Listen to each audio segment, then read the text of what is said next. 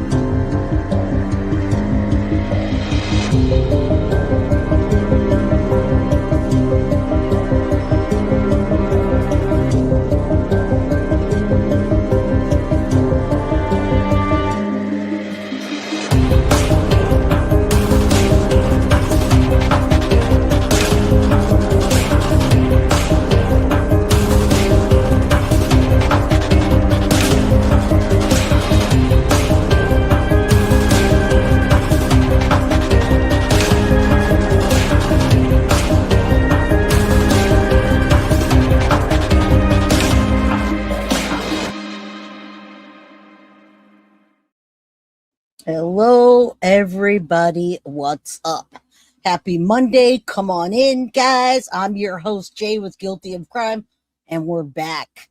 Guys, it's Monday. It's my least favorite day, but it's my best day to be on with the members only Monday. Now, today we're not going to do a members only stream, but I do reserve the right to put members only anytime. Sometimes I'll put members only at the beginning and I'll let y'all talk at the end.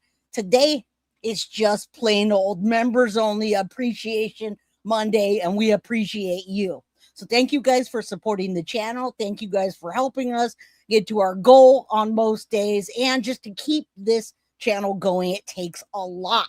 Now, I know that when I'm not streaming or filming or presenting true crime with you, it's like, what am I doing with myself? So I know Monday through Friday, 4 p.m. Pacific Standard Time till about 6, I'll be on with y'all presenting a case.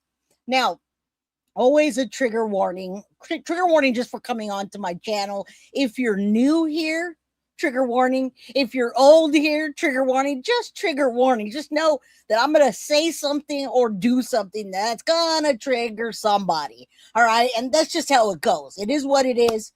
That's what it is. We're here for true crime and trending topics. Okay, so tomorrow I got something special for y'all. But today, guys, today is a case that I did not even understand. Okay, I was looking, and I was going to cover the Tupac case trial just to let you know what the opening statements and what led us there. But I looked, and everyone and their mom is covering it. So if you want to watch that, go check out the surprise witness. I believe she's streaming right freaking now, and she's live. Okay, but a lot of people are covering it, and you know what? I'd rather wait until either in between and update y'all, or when the verdict comes, then I could just tell you the whole damn story. All right, so good to see everyone. Let me say hello, and then we'll get into it. I know we're about 3.5 minutes in here. Hello, Clark. Good to see you, my friend. Pam says hello to Pearl. Mama Pearl Kell's in the house. Kimberly, this is neither. This is Pennsylvania House of Horrors. Guys, this is a wild case. And unless you have somebody explaining it, you're going to be going in circles all day long. So if you like the way that I present true crime, if you like my channel, if you like how we do things around here, hit the like button, subscribe. If you're new, get a membership if you can. Help towards our goal. This is Pennsylvania, and I'm going to get into all of it, guys. It's a deep case. It's a deep case. 4 missing women with no bodies. All right, but there's videos of the bodies. This is just crazy, right? Channel 53, good plan, good plan. How you doing, Sadie's mama? Good to see you, my friend. I saw Lady for Justice calling for prayers, and guys, you're not the only one. You're not the. Yeah, everybody needs prayers. Let's start with let's start with Lady for Justice. And I know there are other people out there that had asked for prayers. Lady for Justice sending prayers for your son. Everybody in chat looks like they're already on board. And to read with the avocados, I love it. Love it. I just found my avocado little Pez dispenser someone sent me. And then, guys, it's National Cat Appreciation Day. National Black Cat Appreciation Day. And since I don't have a black cat anymore, I do have this. We're gonna appreciate this black cat that was once a black cat, but it is no longer. So August 18th is National Black Cat Appreciation Day. If you have a black cat, go hug them, because I don't anymore. And if you're confused with National Black Cat Day, that's October 27th. Don't be confused. Anyway, I thought this was super cute. I grabbed it from Baby Guilty and I said, "Can I borrow your cat?" And she said, "Sure." So there we go. National Cat. I love my toys and my little props and things. All right. So there you go. Beauty lover. Good to see you. Hi, Jay. We love the way you get into stuff. Thank you. Jinxie, Lil Red, guys, we got the receipts, even if they are crumbled or janky. All right, 2 black cats. Christina, how you doing? Much love to you guys. Thank you so much. I knew I had a black cat for almost 20 years, and then he passed away on the way out to my birthday trip. So, it is, right? That's what I'm saying. This is Baby Guilty's, too.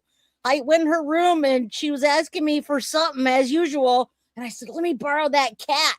So anyway, it's super cute. You guys know I love toys and things. I'm like a big kid. I got big giant potatoes and Mr. Potatoes and pickles and avocados. Y'all know what's the deal. All right. Hit that like button. We got 60 people in chat. Jinxie just got my book today. You're very welcome. I'm sorry it took so long to get to you. I've been so busy. Clar, big hugs to you, my girl. I don't know if you messaged me. I'm trying to get back to you, but Jay, I have a black cat named Jinxie Boy. Well, there you go. Jinxie Boy and my friend Jinxie. All right, you have a baby kitten that's black. Oh, I love baby kittens, and I love black kitty cats. I got mine from a shelter that nobody wanted because he was like 8 or 9 or 10 or 11 months old.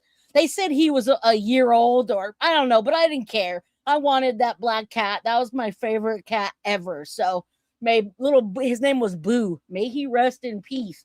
I love that cat. That cat protected Baby Guilty, by the way. When Baby Guilty was born, that cat was always there. My mom would say, Mama Pearl would say, "Is that okay that the cat's over there just like in the crib with the baby?" Oh, yeah. That cat's watching the baby. So gotta love them. All right, you still play with RC cars? Yep, that's right. I've got a 11-year-old. I'm still playing with toys too. Hey, Tara, Angel Mama too. How you doing? No cats for me. Allergies. It's all good. Well, thank you. I did sign it, and again, I apologize, for the lateness. But National Black Cat Appreciation Day, y'all. All right, this is a crazy case. Trigger warning. This is in Pennsylvania, and it's a house of horrors again, guys. This is either a serial killer or just a mystery that we're not going to solve for quite some time, guys. It gets crazy because they have found videos and they found evidence of torture and lots of things in this case that I'm going to get into. And you're going to say, "Whoa, I didn't know anything about that." All right. So let me just start off with, does this not give you Silence of the Lamb vibes? Let's be real. Silence of the Lamb. This house is like Silence of the Lamb. This man looks like he probably dresses up in a skirt and tucks his thing between his legs and then puts someone's skin on his face. Eugene Horsch. All right. Now, I'm going to leave that up there for a minute because this is the person. We are not talking about that, Janet. YouTube Streets is talking about that and a lot of other channels, but I don't think that's okay what happened with that whole situation. And it's so messed up because Maddie is being drug into it yet again. But I want to try to keep off of that because I don't want the Krama channels. You guys all know what I did in the Stephen Stern or Madeline Soto case. You knew that I was trying to get evidence to at least go to the prosecutor or the lead detective and say, "Hey, Jen was part of this. You guys overlooked her." And that's what I did. And then I dropped it. But this situation is much more disturbing. So if you guys are following that whole AS thing and the Maddie, it is a literal shit show. And I do not condone any of that. You guys were here. If someone doesn't know what I did in the Madeline Soto case, then you weren't here. Everything's on my channel. Nothing's deleted. Absolutely disgusting. But I'm not going to touch that because I'm a true crime channel and we have been fighting for Maddie and for Jen Soto to be arrested for 2.5 years. And I am not going to get away from that and then exploit Maddie further by using content. Okay, so if you want to email me, guiltyofcrime@gmail.com, I can give you, a little insight. But I do know that YouTube Streets is covering it, and they're doing a pretty good job. I like Pino's my guy, YouTube Streets, Ronnie Blue Eyes. That's Tiff's guy. Guys, just there's credible people and there's not. Try to find the credible ones and stick with them. All right, Cheeky, good to see you. How you doing? Leslie said I did. Over on the YouTube Streets. Yup. They're going to be covering that. Not me. I absolutely don't want to. I've been seeing Maddie's face all over YouTube, and the people attached to it are absolutely disgusting. And I don't even want to, I have nothing to do with that type of stuff that was going on there. I can't even believe it. All right. Little Red. All right, guys, so listen up. Let's get back to this guy's like the Silence of the Lambs. And as we go, these 4 missing women, 1 Philadelphia home, okay, House of Horrors. And I'll tell you what evidence. This was a stumbled upon case. Yes, me too, Janet. You know what? I didn't even pay attention to it after all the back and forth with AS and me being blocked from the channel and the worst of the worst. I didn't even look back. So we continue. 4 missing women, 1 Philadelphia House of Horrors, lots of evidence, lots of excavation. I mean, they're digging the crap out of this, all right? And then we got these 4 missing women, no bodies, but evidence of possible torture and POR. Now, there's no child POR, and this is just strictly PORN, and that's the dad of this Silence of the Lamb piece of trash. So this is why I'm doing this case today, so I can get out to you what is happening. I know it is, and I can't deal with it. I don't want any of it. YouTube needs to clean up these damn streets. That's what they need to do. All right, listen up, guys. This was stumbled upon. All right, now this House of Horrors, which we're going to show them digging it up. You can see the excavations and everything that's going on. It's going to take some time. Hey, Deals Fierce, how you doing, my friend? Good to see you. So this is the center. This guy's at the center. This is Eugene Horsch. And this is the only House of Horrors in Philadelphia. I said Pennsylvania. My bad earlier. Philadelphia. All right. Now, Olney, people keep saying, what does Olney mean? That's an area in Philadelphia, and it's on West Shoe Avenue. Now, guys, this was not a case that they got a warrant and they knew what they were getting into. No, it wasn't. Okay, listen, the investigators uncovered graphic videos, digital evidence, weapons, fake federal credentials, and signs of a long-running pattern involving multiple missing women. This case began in June of 2026, guys. June of 2026, and it escalated rapidly as police discovered disturbing digital files showing 2 women, Maribel Fresses and Gabrielle Amarando, dead inside the home. This monster filmed it, guys. And these are the women's faces, so I'll put them up there while I'm talking to you. This is a new case. Absolutely, this is a new case, and it's disgusting. I have new information all the way up until yesterday. It started in June, but I got to tell you, unless I unroll this for you, it's this guy. We're looking at a serial killer. Okay, so these are the 4 women. Guys, this case began with a simple traffic stop on June 19th, 2026. Now, that encounter unraveled to one of the most disturbing investigations in recent Philadelphia history. When Eugene Horsch was pulled over near Independence, the Independence Mall. Now, officers found firearms, narcotics, and fake federal badges. But what they discovered next was even more alarming. And that's why they believe they have another serial killer. Now, guys, that was a freaking traffic stop. It led investigators to his house on West Chew Avenue in Olney. Now, Olney is an area of Philadelphia. It's a residence that was concealed digital archives and unimaginable scale of hundreds of thousands of images, tens of thousands of videos, and writings that documented a world of deception, violence, and exploitation. Now, along with these files were graphic videos showing 2 women dead. Guys, 2 women dead in that house, no body. Maribel, Fresses, and Gabrielle are Amarando. The evidence will show that Mr. Horsch possessed all of these illegal weapons and forged credentials, and he had a trove of digital evidence documenting his crimes, and they connect it directly to the women who vanished over a course of more than a decade. Those are the girls, the women that you see on my screen. Now, the case is focusing right now, and the arrest has been focused on firearms, drugs, and all of the disturbing digital evidence and written evidence that they found. But that's not where they're stopping here. Okay. This investigation into Eugene began June 19th and has continued all the way up until, like I said yesterday. I'll tell you what it's all about in a bit.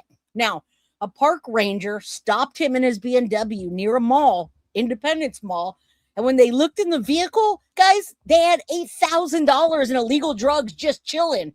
$8,000 in illegal drugs and a woman using a fake ID belonging to Blair Tonzelli. Now, if you look at the video, or you look at the screen, there's Blair all the way to the right, missing since 2023. Okay, so those are the women I'm keeping up there while I talk to you guys about this, so you can understand these 4 missing women, 2 of which were on film dead inside the house. Okay, so listen, police. Okay, so listen, first they did the $8,000 of drugs, a fake ID, and they led back to this missing woman.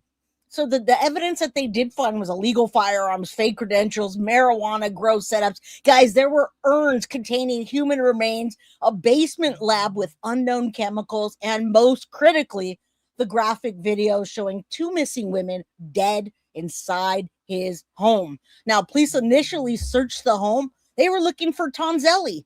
Tonzelli vanished in 2023, so they thought, well, maybe this monster's keeping her locked up or whatever. But instead, they found videos of 2 other missing women, but no bodies. Now, that prompted a multiple agency investigation involving FBI, ATF, and DEA, as well as Philadelphia homicide. But despite the evidence, they have not charged this creepy ass monster with anything that's related to murder or homicide because they don't have any bodies. Okay, the digital evidence and the firearms and the drugs and the credentials is just not enough. So right now they stumbled onto him on a traffic stop, and they are holding him in the disappearance of these women here. Okay, so hopefully you guys understand it by the end of it. This is a crazy case, and it did take me some time to kind of mentally put it together. Tiff, thank you for helping me put it together. There's Foxy in the house. She missed her 420. Lady for Justice. Come on, guys. Hit the like button, subscribe, get a membership, all the stuff. All right. So this case is wild because it involves a lot of people. You've got this guy, and then you're like, well, what's this guy got to do with this guy? And what do these women got to do with this woman? Look at 2012 goes all the way back to Gabrielle Amarando. It's 2026, guys. That's 14 years of missing women, 4 of them, and nothing, and no bodies. Okay, so we're going to get into all this. This is where it started on June 19th, and you could see as it progressed, they found the basement lab, then they went to court. He was federally indicted. Now, August 12th, they discovered the graphic videos on a hard drive, and allegedly September 8th, 2026, the trial begins. Okay, hey, Sister Karen, how you doing? Mimi, good to see y'all. 2012 was a long time ago, and that's why they now believe they have a serial killer on their hands. All right, so before I even pop this up, there's an article from August 16th that calls this the Mystery House on Chew Avenue. It's in Olney, in Philadelphia, and the discovery of videos depicting sadomasochism and porn with at least 2 dead women in the videos. Okay, so before we do anything, I'm going to come up here and show you the missing women linked to this House of Horrors in Philadelphia. And we're now looking at 4 women that need justice. All right. Cops are calling it a disturbing house of horrors while searching this sprawling property. They say they found shocking videotapes that may finally help solve what happened to these 2 missing women. Justin Finch is at the house with the latest. Was this dilapidated property a torture chamber and slaughterhouse for these 2 young women and possibly more? It's dark. It's real dark. The house in Philadelphia was inhabited by Ray Horsch and his son Eugene. The father, who died last year, was a notorious filmmaker specializing in violent bondage movies. The son, described by neighbors as a psycho, has a long rap sheet for drugs. Guys, I gotta tell you, if you're looking at this, don't tell me that this doesn't look like and feel like Silence of the Lambs. Now, Silence of the Lambs was predicated on a real situation, right? A real serial killer. It's morphed over the years, but yeah, I don't know where's Captain Spaulding, but I do want to find those 4 women that have been gone for years. I'm telling you, Silence of the Lambs is right next door to you. Look at that. And assault. Cops say they uncovered the horror when they pulled Eugene Horsch over, and during that traffic stop, they say they found him in possession of an illegal weapon, and that led them here to search his sprawling home. Forensic investigators in hazmat suits have been scouring the property. They say they found suspicious chemicals, hidden compartments, urns with cremated human remains, and writings related to serial killer Ted Bundy. But most disturbing of all, video depicting the torture and death of these 2 cold cases, Maribel Fresses and Gabrielle Amarando. What we saw is these 2 girls alive. There's a period of time and what appears to us that they're deceased. Gabrielle was 22 when she disappeared in 2012. Maribel went missing from rehab in 2018 when she was 27. One day the phone calls just stopped, and we knew it was something deeper. Dawson Fresses is Maribel's brother. What do you think happened to Maribel? From what I've heard and saw on the internet, it's dark. It's twisted, it's evil, it's sadistic. Cops fear there could be many more victims. They say they found 600,000 images and 70,000. Guys, this is going to trial. We're going to see all of this, and it sounds like it's going to be a case without any bodies. But I just don't know yet. How many more House of Horrors? Lots of them. Thank you, Emma Clark. Big hugs to you. I appreciate you. Shout out for the jewels and the $9.99. I will gift the membership today once we get into the bulk of this. Now, if none of you guys have heard of this, then I want to ask you, you probably want me to play the press conference. That's about 17 minutes. The press conference is graphic, but it gives you everything you need to know about this. So if you guys haven't seen, I feel like a lot of you don't know anything about this case. I'm going to break it all down for you and then do the press conference. If you want me to, put a 1. You guys drop a 1 if you want me to do the full press conference. It's only 17 minutes, very good information. If not, I can summarize it for you. And Foxy just gifted a membership. Thank you. It's Members Only Monday, where we appreciate y'all. Guys, come on out of the bushes if you got a gifted membership. It looks like y'all want it because, guys, it's important. All right. I'd summarize it for you too, but I'm down with that. You guys know. Videos on multiple hard drives and have so far only looked through 5% of the material. One possible victim. Guys, I forgot to tell you that. I didn't even think of that. He said 5% earlier. It was 93% more to go in that house. They've only looked through 7% of that entire house. Imagine what horrors they're going to find. All right. Just imagine that. That is wild. Lil Red just got a membership. Yay. I like having you on Members Onlys. 35-year-old Blair Tonzelli. Cops found her ID on the passenger in Eugene Horsch's car when they pulled him over. We spoke to her cousin, Angela. She was a sweet, awesome kid. I can't imagine what she must have went through. It's just something out of a scary movie. Eugene Horsch's lawyer says he's innocent, claiming investigators are barking up the wrong tree when it comes to the missing women. Yeah, right. Okay, he's got it on film and everything.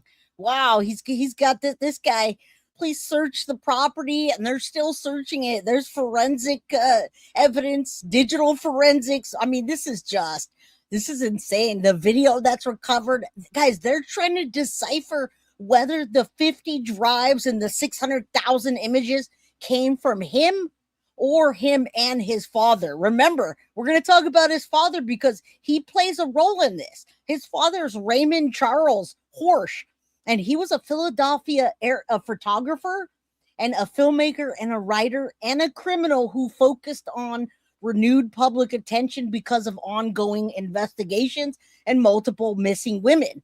All right, he's connected to the former home. And if you start getting into this guy, he was into sadomasochism and lots of bondage and PORN and everything else that goes along with it. All right. So, I mean, this is just who did what and how. But we do want to remember these 4 missing women. They're all connected, no bodies. Okay. Gabrielle, Amarando, Maribel, Fresses, Amy, Mikhail, and Blair Tonzelli. All right. So imagine how many more. I know, of course, his lawyer says he's innocent, right? Freaky thing. That's your dad. That's his dad. Prayers. Yes. Prayers for those women. We don't know if like father, like son. We simply don't know. Yes. All right. So let's get into the graphic videos. I'm unfolding this from August 13th, and then I'm going to show you all the updates, and then we'll do the press conference. Again, it's not long, but I think it's really important. Let me, hold on. Get off my screen. I'm trying to pull this down. All right. I'm going to tell you, we're going to start with this. Philadelphia graphic videos at the Olney house show 2 missing women believed dead. Okay. So there's the house there. And this is the brother of one of the women believed to have died in the house. He speaks out. Now, videos found, they also call this the mystery house in Philadelphia. So if you're wondering what the hell that means, Olney, what is an Olney neighborhood? Is that like OnlyFans spelled wrong? No, it's Philadelphia's neighborhood. All right. Now, Philadelphia Police Inspector Raymond Evers shared new details during a press conference on August 12th. That's the one we're going to play. He broke down what started with an extensive investigation and what detectives have found so far. Guys, I don't even like putting up on the screen what they found, but we will at some point. So look, this began on June 19th. A park ranger stopped this BMW on the 600 block of Market Street near the Independence Mall. It had a male driver and a female passenger, the detective said. Now, the driver was identified as 44-year-old Eugene Horsch. The woman provided a fake ID with the name of Blair Tonzelli, who's been missing since 2023. All right. Inside the car, the ranger found 2 handguns and $8,000 in illegal drugs. All right. During the investigation, detectives said they learned Tonzelli will never be seen again, according to Evers. Now, a search warrant was issued later that day at the house of the 400 block of West Chew Avenue, where the DEA and the Philadelphia Police Department said they found at least 1 more illegal gun, a marijuana grow operation, another fake FBI badge, and 5 urns filled with cremated remains. All right, that's the beginning of this. Then we go to June 25th. Another search warrant was conducted by Philly's Homicide Division, ATF agents, and bomb disposal, where they reported finding computer parts and what appeared to be a home lab with various containers of an unknown oily substance. Guys, they're checking the drains and all that. They're thinking that he killed these women and who knows what else and dissolved them and poured them into the drains. Now, 2 days later, June 27th, Philadelphia Police Commissioner Kevin Bethel requested assistance from the FBI recovery team to process the lab containers and digital evidence. Like I said, 93% they have left to go.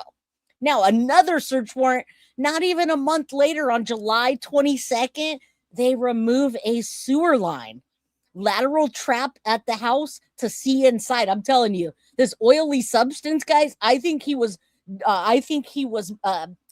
disintegrating these body parts and dumping them into the drain. Now, the containers were filled with oily substances.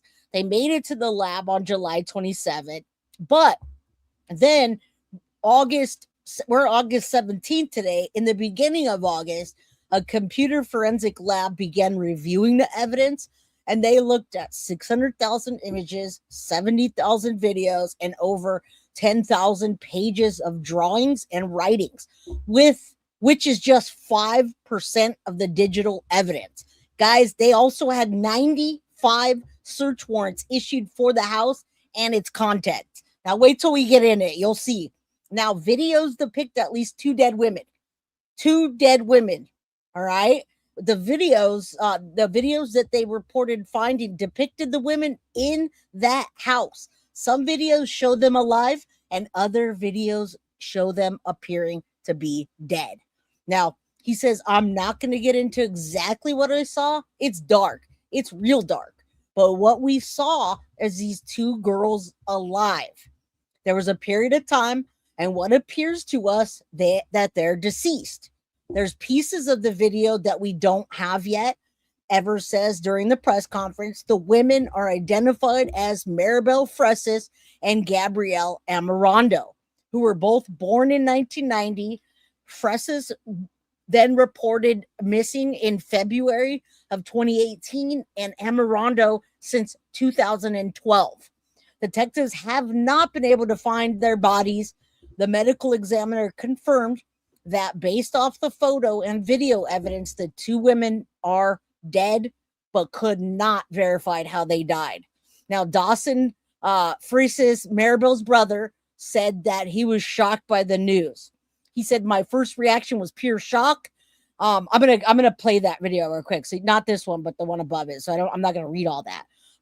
At investigation continues at Chew Avenue. We're gonna look into that. You're gonna see it will take time. There's lots of evidence. If anybody in the Philadelphia area knows anything about Horsch or his father, please call 215-686-TIPS, okay? Or 215-686-3334 and speak directly to Homicide Division investigator, all right? Eugene Horsch was indicted on July 9th. Preliminary hearing, guys, was August 6th, and Pennsylvania State withdrew all 5 charges against Horsch, who are at the center of this police investigation. He still faces charges for possession of firearms by a felon and possessions of unlawfully produced document and authentication feature. He had all kinds of things, guys. He had all kinds of different badges and documents and things that showed that he was some kind of maybe DEA or something. And then you could see all this on July 21st. They excavated a pipe at the Olney house linked to the women, right? They haven't linked these people yet. And it just continues. It's a long one. All right. So let's get back up to here real quick and see what the brother has to say. And then we will get into a few new updates and then the press conference. This is Zach. He's a social media. I don't know why they do that.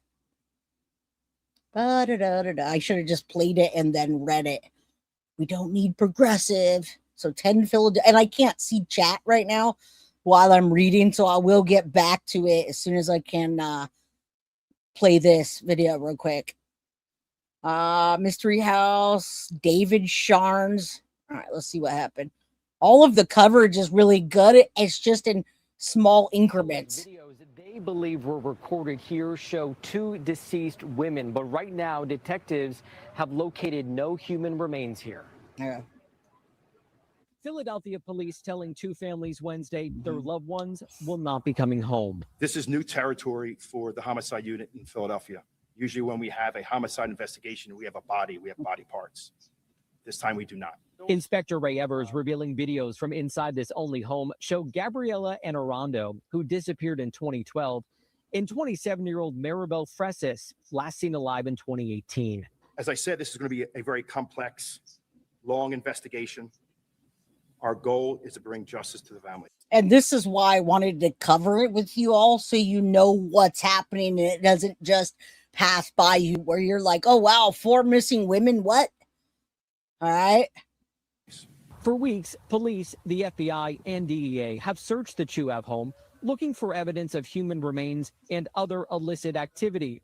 Police say they continue to sift through hundreds of thousands of videos and images on computers and hard drives and believe more gruesome files could emerge. They say the videos show the 2 women deceased, but they cannot definitively declare them dead without more physical evidence. It's dark. It's real dark.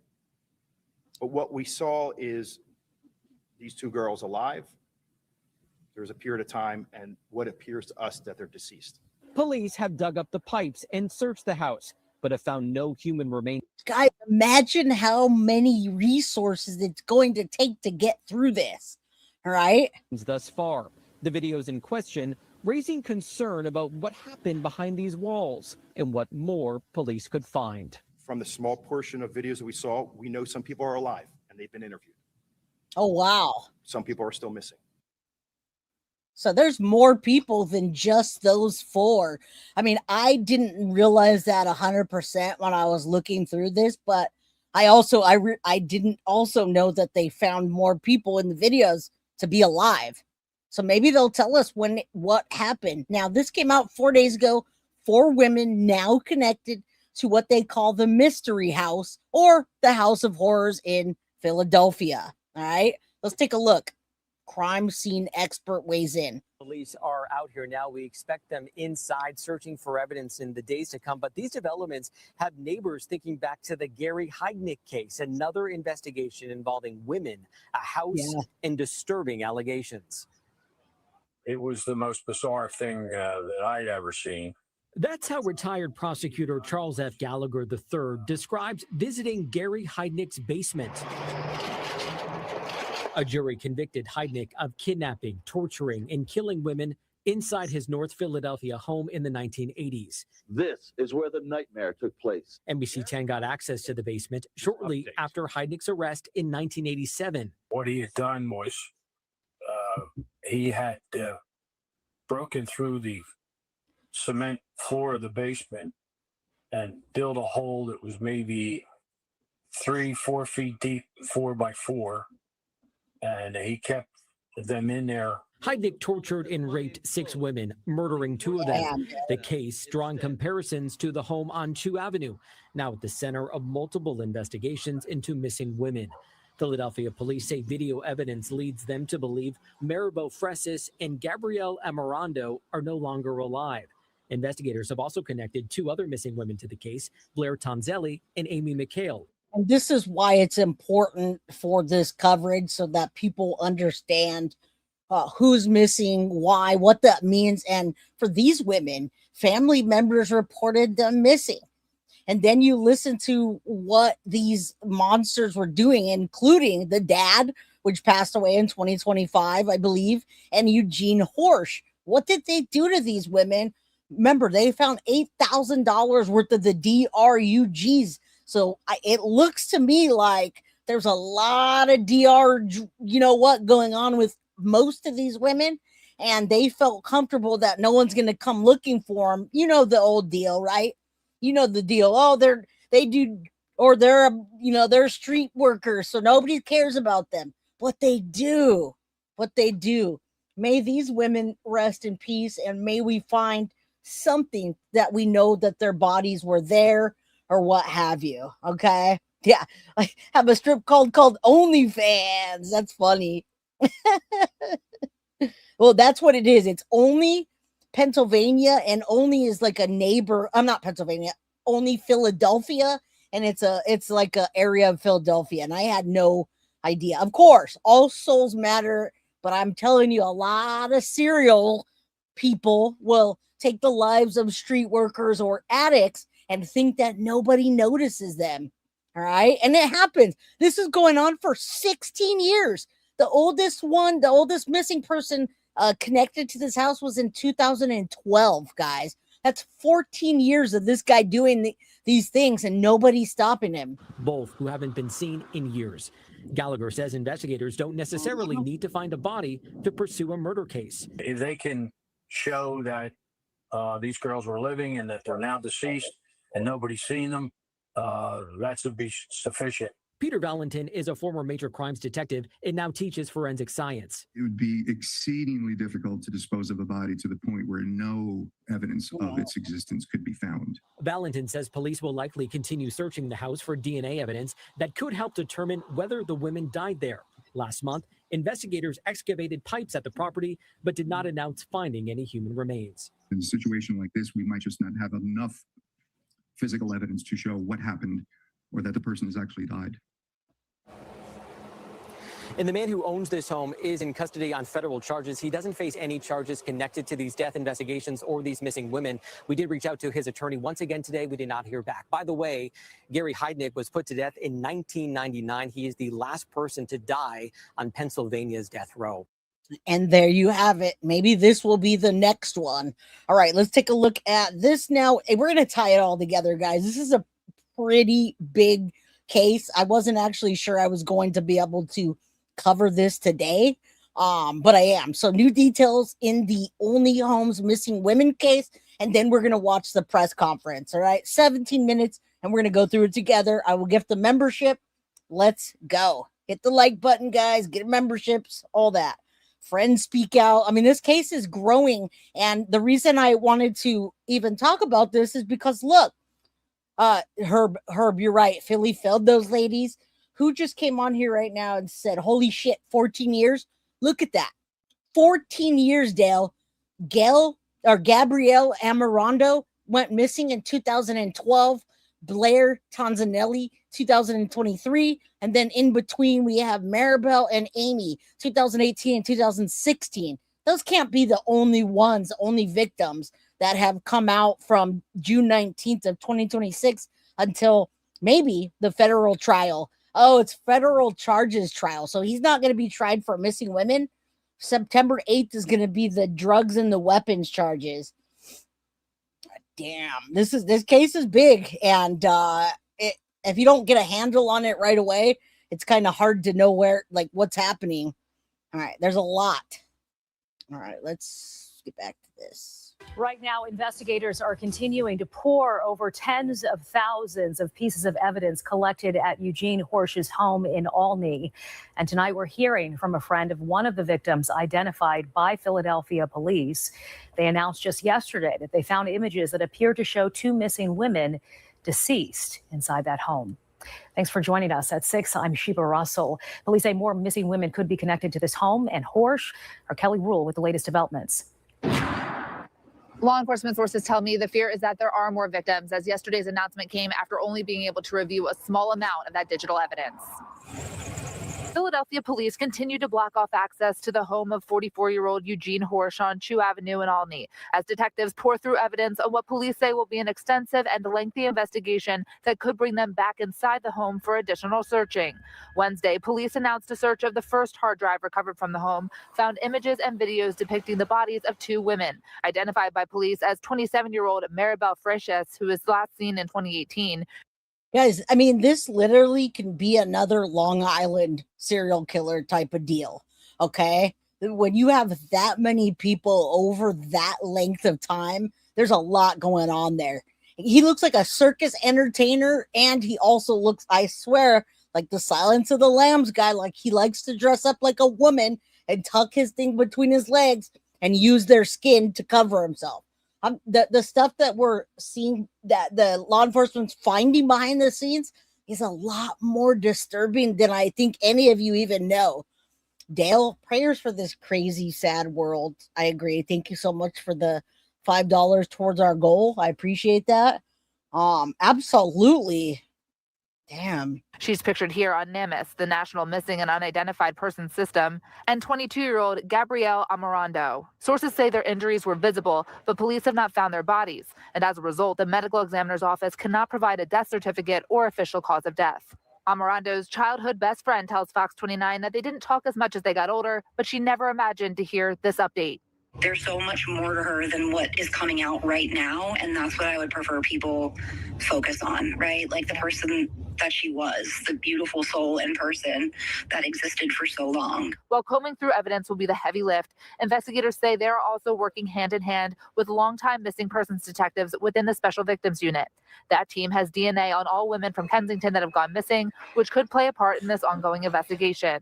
On Wednesday, Inspector Ray Evers said they know there are people out there that have visited this home. I think closure is important in some of the families.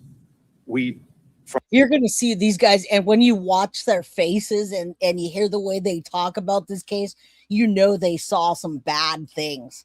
Now, Indy Isham, thank you for saying that. There are more good people than bad. That always gives me hope, Indy says. And you know what? That's what my boss says all the time, because I'm jaded. And why shouldn't I be? Why shouldn't I be jaded when I'm covering these cases all the time and we see a UPS driver kidnapping a little girl when he's delivering her Christmas gifts, and we get the video of him assaulting and then taking her life? Why shouldn't we feel cynical? Why shouldn't we feel jaded? But you know what? There are more good people than bad, and us sticking together and praying for people and showing up and being supportive is what we need to do. Many girls and women are never reported missing. Yes. Jaded. Yes, I'm jaded. Jaided. Jaded. I don't like that I feel that way, but I do need reminders for people to say, hey, there are more good people than there are bad, because otherwise you just don't trust anything. They bust him around with pounds of weed a few years back and only gave him probation and never thought to check his home and his oh man, Herb, thank you for filling us in on that. The 80-20 rule. I like it. Yeah, jaded. I mean, what else can you be?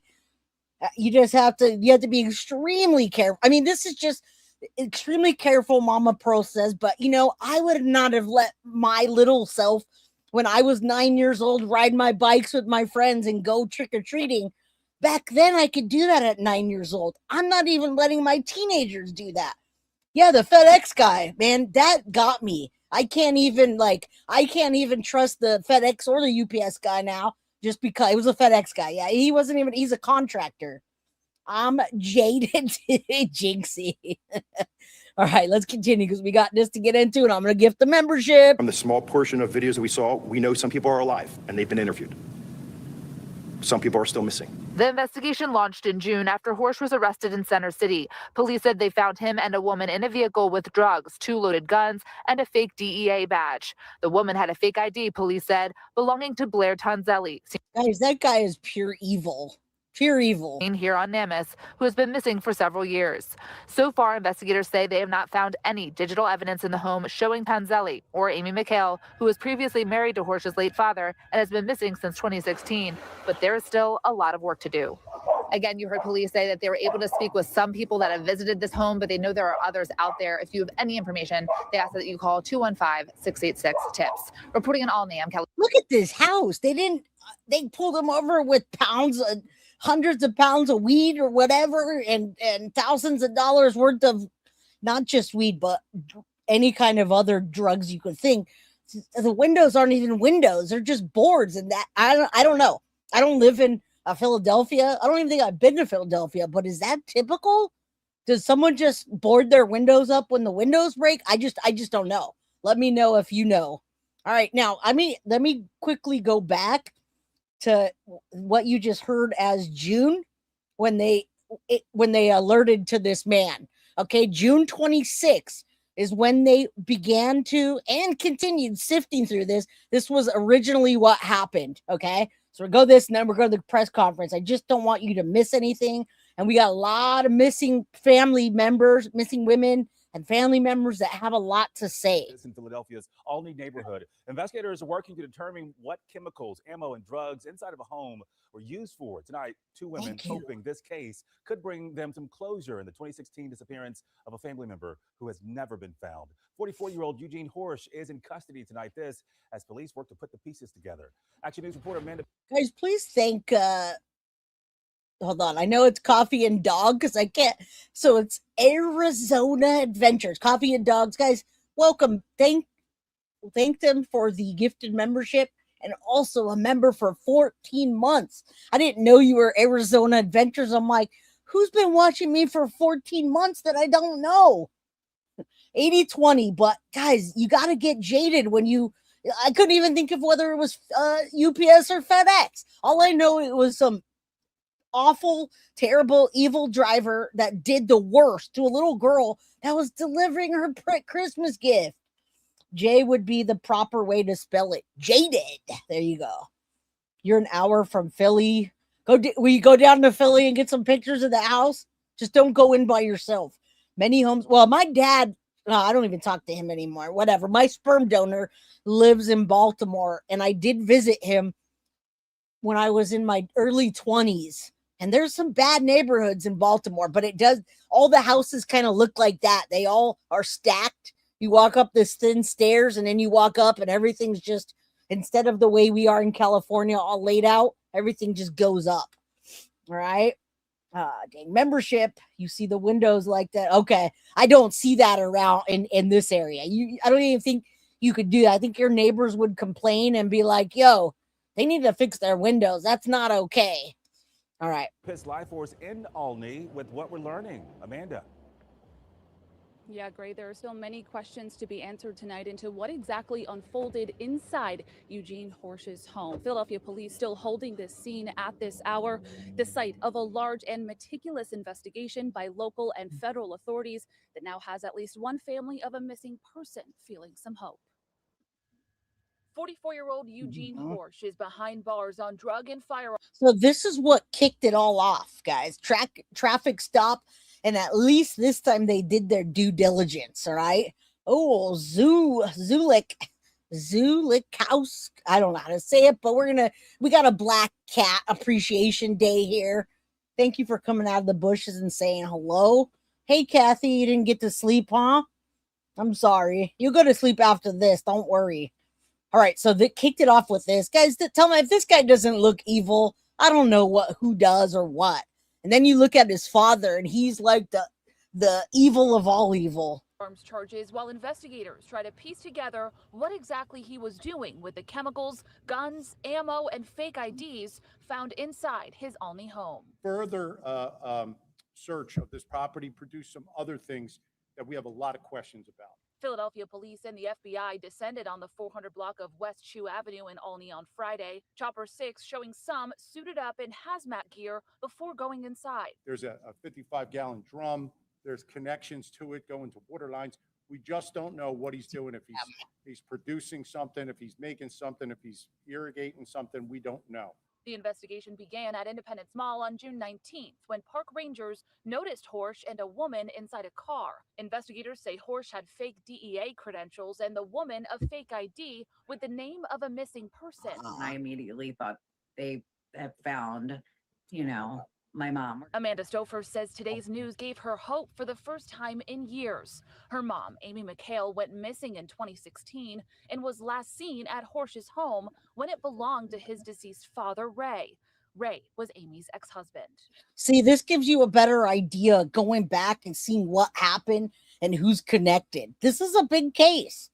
They found another child in a dog cage. The child run away. This just started playing. Sorry about that. Okay. All right. So you guys see what's happening. There's a lot of connections here that they're making, and we're getting out bits and pieces. Now, I got to tell you, please get your headphones out, guys. You know how press conferences are. Okay.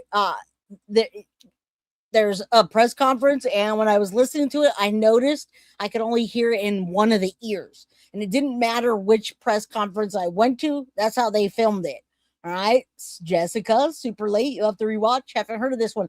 I think you might have heard of this one. It's just this one's called, it's called Only House of Horrors. It's called Philadelphia House of Horrors. And it's also called The Mystery House. So you might have heard it, but you definitely want to go back and take a look. All right. All right. She left me a voicemail and she said she was at Ray's, and that's where Look Ray at that. lives. And I'm over there. Ray even Never spoke shows up again. with me and my grandmother and the detectives afterward. Thank you, Gave Gail. the same story, that she was there and that when he woke up in the morning, she wasn't. And that family is still holding on to hope that something will be discovered of Amy's inside that home. Police did say today that they did not find any bodies, but again, this is still a very active investigation. Now, I did speak to Horsch's attorney tonight. He told me that those chemicals belong to his father, Ray. He said he has no further comment on the criminal investigation. We are live in Olney tonight. Amanda Pitts for Action News at 10. I mean, I wanted this case explained to me too. I start digging through it. I'm like, yo, Tiff, what do you got? You've been looking it up this weekend. What do you got? Like, tell me. I go sub up to Kathy Cage Crime Lab. So yeah, I kind of had her break it down for me as well in her notes so that I was able to, so I'm able to do this for you because I only had like a day to catch up on this. I had been seeing it being covered, but I just simply didn't know all the pieces in this puzzle that needed to be put together. So we're going to do that. I got more updates for you. We still got a whole nother episode, a whole nother 27-minute episode. I've got other coverage in this case. I got Sergeant Mark, what is his name? Mark Fusetti, who's giving us an update on the House of Horrors case from yesterday. So you guys are going to want to stay here. You're going to want to hang out, hit the like button. If you get overwhelmed or triggered, you take a break, come back. All right. All right. The last person to see them alive. Right. Foxy. Cat Psychic Connection. You guys, can you drop her link in chat, please? Thank you. Please and thank you, mods. All right. Good to see you, Cat. All right. Let's get to the press conference, guys. I'm going to turn it as far up as I can. I'll put the subtitles on in case you guys need to read it. And then I'll bump this up. Remember, it's only in one ear, so. Inspector Charles Layton. He's the commanding officer of the Detective Bureau. What we're going to do is give a recap on the 417 Chew Avenue investigation. But prior to starting the recap, I'm going to mention a couple things. One is going to be transparency. We will be transparent in this investigation. It's very complex and protracted. There will be times when we could say we just don't know because we just don't know at that time. But we're going to strive to get the answers and justice for victims. Sensitivity. Asking everyone to be sensitive to the issues here around these victims. Respect. The Philadelphia Police Department is going to respect the victims and their families. I'm going to start out with a short recap of the investigation, and it kind of started on February 19th, 8 a.m.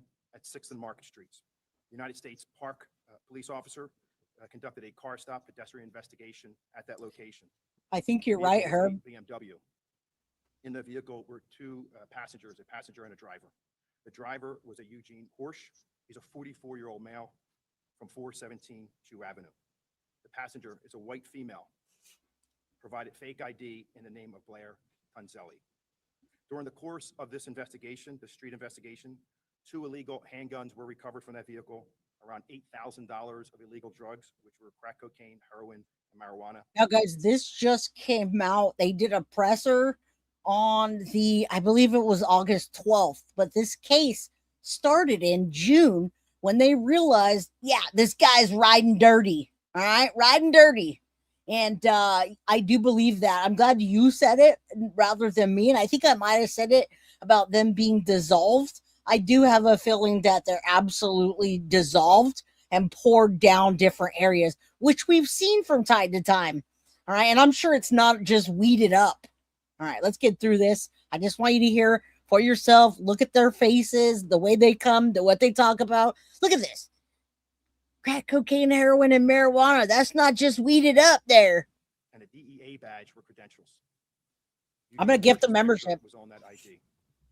During the briefing process, the name Blair Tunzelli came up again, and we learned through that debriefing process that we may never see her again.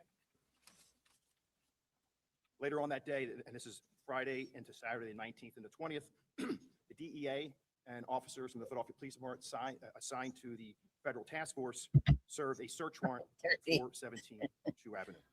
Recovered another illegal gun parts, a marijuana grow operation with a street value of over $280,000. another badge. This time it was an FBI badge with credentials, Mhm. again, with Eugene Horsch's picture on it. Also in the house were 5 urns containing what we believe is the cremated remains. The DEA contacted Tom Walsh. He's the lieutenant in homicide. Homicide opens an investigation on 417 Chew Avenue and the disappearance of Blair Tonzelli. Over the next several days, the homicide unit and special victims, and this is part of the long-term missing person group, conducted several interviews, followed up on the IDs found in 417 Chew Street, and re-interviewed the friends of Blair Tonzelli. On Friday, June 25th, another search warrant was served at 417 Chew Avenue. At this time, it was led by the homicide. I'll say it again, guys. This is the press conference that Philadelphia police put out, and they only in one ear. All right, it goes back and forth. It's not the best. So if you guys really can't hear it and you want me to stop it, I'll stop it, because that's the best I can do on this. I can give you guys recaps of it, but I can hear just fine with one ear and then reading. Let me know if you guys don't, if you really can't hear it and I'm yelling in your ear and they're too low, then I'll turn it off. Let me know, okay?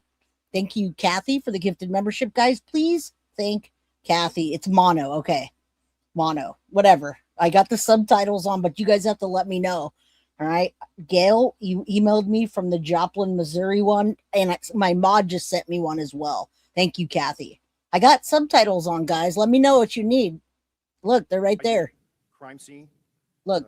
ATF and a bomb disposal unit found at this time during this search warrant what appeared to be some type of lab or home lab in the basement, various containers containing an unknown oily substance, and over 50 pieces of electronic devices. And this is hard drives, computers, thumb drives, things of that nature. Mike Garvey, who is the director of forensic science, led the investigation during the processing of the crime scene. And he determined the magnitude of the collection process that we have to go through our crime scene unit and the unknown chemical. We would need assistance. Sunday, June 27th, a call was made through the commissioner to the FBI, and we got the assistance of the FBI evidence recovery team. They came up from Quantico, Virginia, to assist in processing the scene. We processed that home lab and the components, the containers of that unknown substance, and all that digital evidence. Tuesday, June 29th, Deputy Commissioner Venori's head of investigations put together an investigative team to investigate what's going on in 417 Chew Avenue.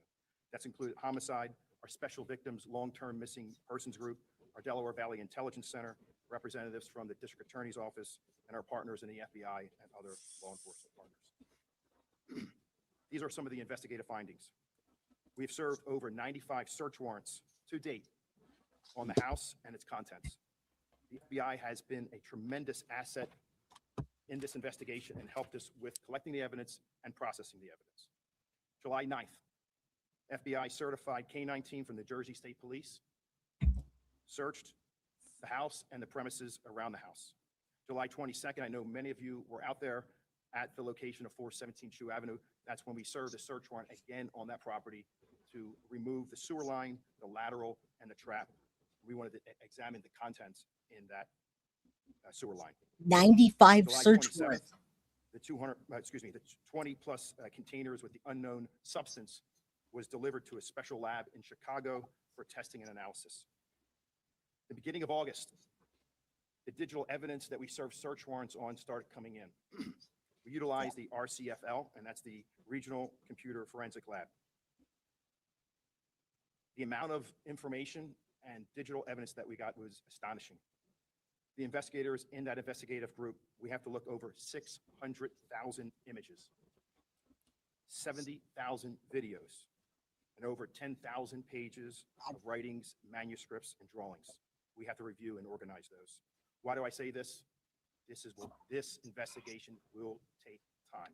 There's a lot of evidence to go through.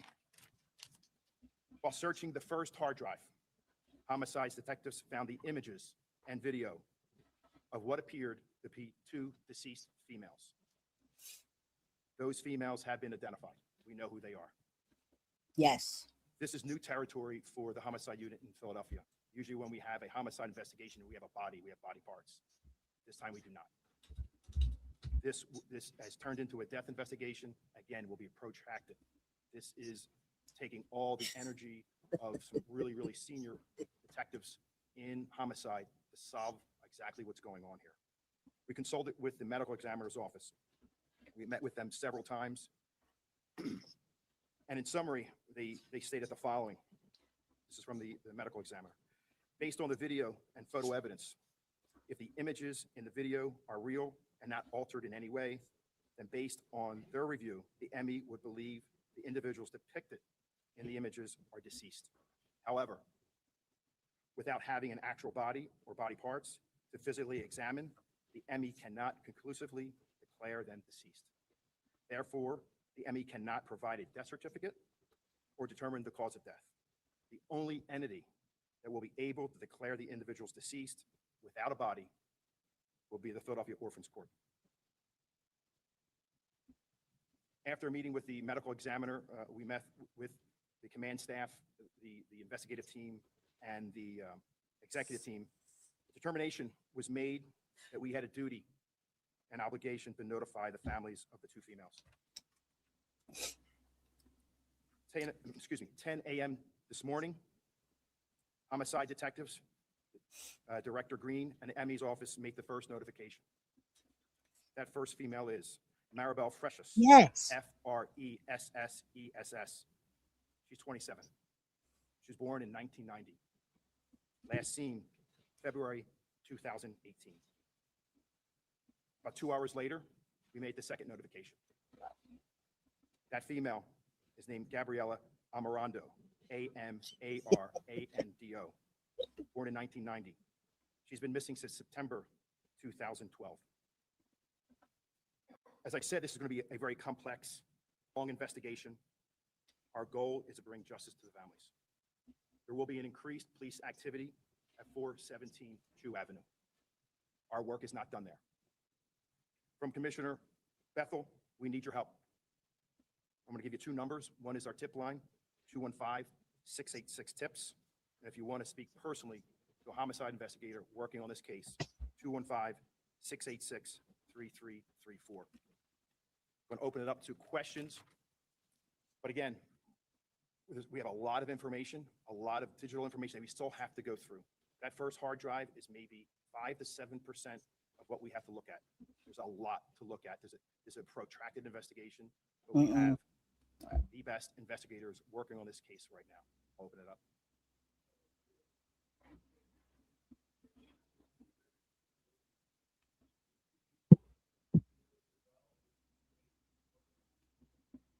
We believe the videos are from inside 417 Chew Avenue. We don't see how those persons became to us appeared to be deceased. No, we saw them alive prior in video. That we don't see.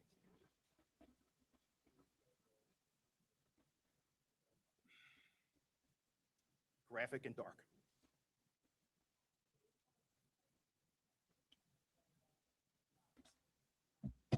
Graphic. Thank you, Kel. It's something this lab handles. I might have to get back to you on that, Chris.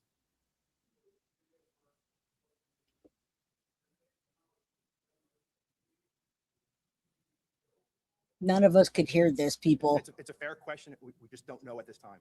And we just 5 to 7% of that digital evidence we saw. We have hundreds of thousands of images and videos to look at. Thank you, MM Clar and Kel. Luna Wolf.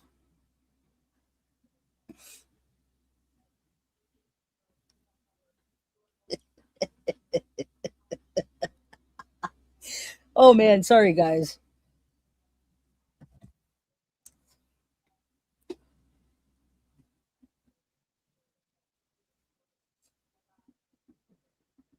I can't hear them either, so don't worry, guys. Closure is important in some of the families. From the small portion of videos that we saw, we know some people are alive and they've been interviewed. Some people are still missing.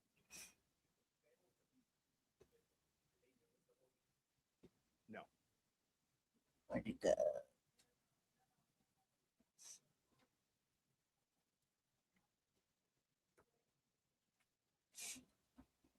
One of the reasons we're going back to 417 Chew is after the evidence that we saw, there's areas of that house that we want to re-examine. And that's why we're back at the house today. There's a marked car there. There's been an unmarked car there for several days because we knew this was pending. We know while looking at the videos, there may be certain aspects of the house that seem very benign to us, but now it's a critical piece of evidence. So we will be back there.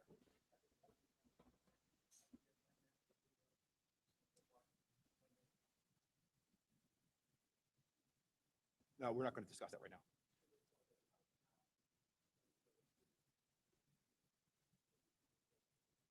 No. All right, they're not going to discuss much of anything, so we're going to drop this. Thank you for the gifted membership, Kathy. And I just gifted another one. And Luna, you can't be texting me like that when I'm streaming, girl. I didn't mean to laugh like that. Oh my goodness, I literally laughed out loud and it had nothing to do with this. All right, Sleuthy says, I'm literally talking in chat like I'm caught up. I'm so far behind. Now listen real quick. I'm going to remove this. We're not even done. So don't worry yet. Don't worry. Don't worry. I'm going to pop this up really quick. Actually, let's take a look real quick for anyone like Jenny that walked in and didn't hear this, or you guys that couldn't hear it. Hopefully you can hear me now. Yeah. There's the Olney House of Horrors. Okay, that is what they're currently digging through and digging up. This is Eugene Horsch, who was pulled over in June, and later, after being pulled over and finding $8,000 worth of drugs and a woman in his car with another woman's ID that we now know is dead, was missing at the time. All right, so this is where we are. The video recovered from his house shows that Maribel Fresses and Gabrielle Amarando were alive in that house, and later they were dead. Okay, so that's where we go here. These are the women that they believe to be connected to this house. 4 women missing, 1 Philadelphia house back since 2012. Law enforcement thinks that they have a serial killer on their hands. Okay, they've got a lot to go through, thousands and thousands of images. This is the timeline of when the arrest was, where it started. He got pulled over June 19, 2026. Then 6 days later, they went to his house, found a lab in the basement. Then they indicted him on July 9th. August 12th, that was the press conference where they discovered graphic videos of dead women on his hard drive and many other videos. And then September 8th, where the federal charges for the money, drugs, trafficking, whatever, is going to come out. Hey, Saucy Skins, being outside of Philly doing. Okay, so quickly, I'm going to give you a quick recap. And this, we haven't even got into his father, his father, Raymond Charles, who was also living at that house and was a filmmaker. He filmed sadomasochism porn and other crazy things that I can't even read on here, but we will get to it. All right. That is a huge problem. Yeah, he did. He did. So let me give you a quick here. Stop this. I'm going to give you just a quick overview. The NBC Philadelphia news conference that we just watched, it was August 12th. And they call this the Mystery House. I call it the House of Horrors. Other people call it the Olney House of Horrors or the Philadelphia, House of Horrors. Now, the core finding was the homicide detectives, while searching the first hard drive recovered from the house, found images and videos appearing to show 2 deceased females. They identified them as Maribel Fresses and Gabrielle Amarando. Okay, both of them were born in 1990, both missing, one missing since 2012 and one missing since 2018. Families of both women were notified by the homicide detectives and the medical examiner's office on the morning of the press conference that we just watched. All right, critical legal wrinkle, because there are no physical bodies, the medical examiner cannot conclusively declare these women deceased. They can't issue death certificates and they can't determine the cause of death because they only have the video evidence, if unaltered, appears to show these women deceased. Now, only the Philadelphia Orphans Court can declare them dead without a body. This is a first of its kind in a death investigation for Philadelphia homicide. Now, mind you, they've got Philadelphia homicide, FBI, and all kinds of other DEA. They got lots of task force on this. Now, in the press conference, he talked about how the investigation unfolded. It started on June 19th with a traffic stop at 6th and Market of a BMW that was being drove by Eugene, all right, Horsch. I don't know why they spelled it like that. And his passenger, which used a fake ID of a dead woman that was missing. They found 2 illegal handguns and $8,000 in drugs, as well as DEA badges and other fake IDs. Then a day later, DEA and PPD go and search the house. They search the house. They find guns, gun parts, $280,000 in marijuana grow operation, FBI badges, and 5 urns of people cremated. They go back 5 days later with a second warrant, and they get 50 plus electronic devices. Now, July, almost a month later, FBI K9 searches the house, and the sewer line contents are examined, dug up. July 27th, 20 plus substance containers were found in the lab, found in containers sent to the lab, digital evidence processed by the regional computer forensic lab, and the scale of digital evidence is 600,000 images, 70,000 videos, and 10,000 plus pages of writings and drawings. Now, they reviewed only 5 to 7% of it, and they still have 93% to go, with over 95 search warrants being served at that house right now. Now, you guys saw the inspector's face. He described it as dark, the footage that he saw. He did see the 2 women alive. Then a period of time passes and they're dead in the videos. Okay, the segments of the video are still missing and unreviewed. They ask you guys, the public, for tips. 215-686-TIPS. All right, that's it. That was the whole thing right there. That's it. That's all. All right, now let's get into it. Let's continue. I laid the foundation. You guys hopefully understand what's going on with this case, and this is not what I wanted. I wanted this one. You'll be able to hear this one a lot better, and it just gives you bits and pieces and information to get you all up to speed. Let's go. Exactly what I saw. It's dark. It's real dark. What was going on inside this house in Philadelphia? It appears a story of horror may have been unfolding inside the walls of this place on Chew Avenue. While searching the first hard drive, homicides detectives found the images and video of what appeared to be 2 deceased females. Police say they've made a shocking discovery related to several women who vanished years ago. They're now investigating whether they entered this home but never came out.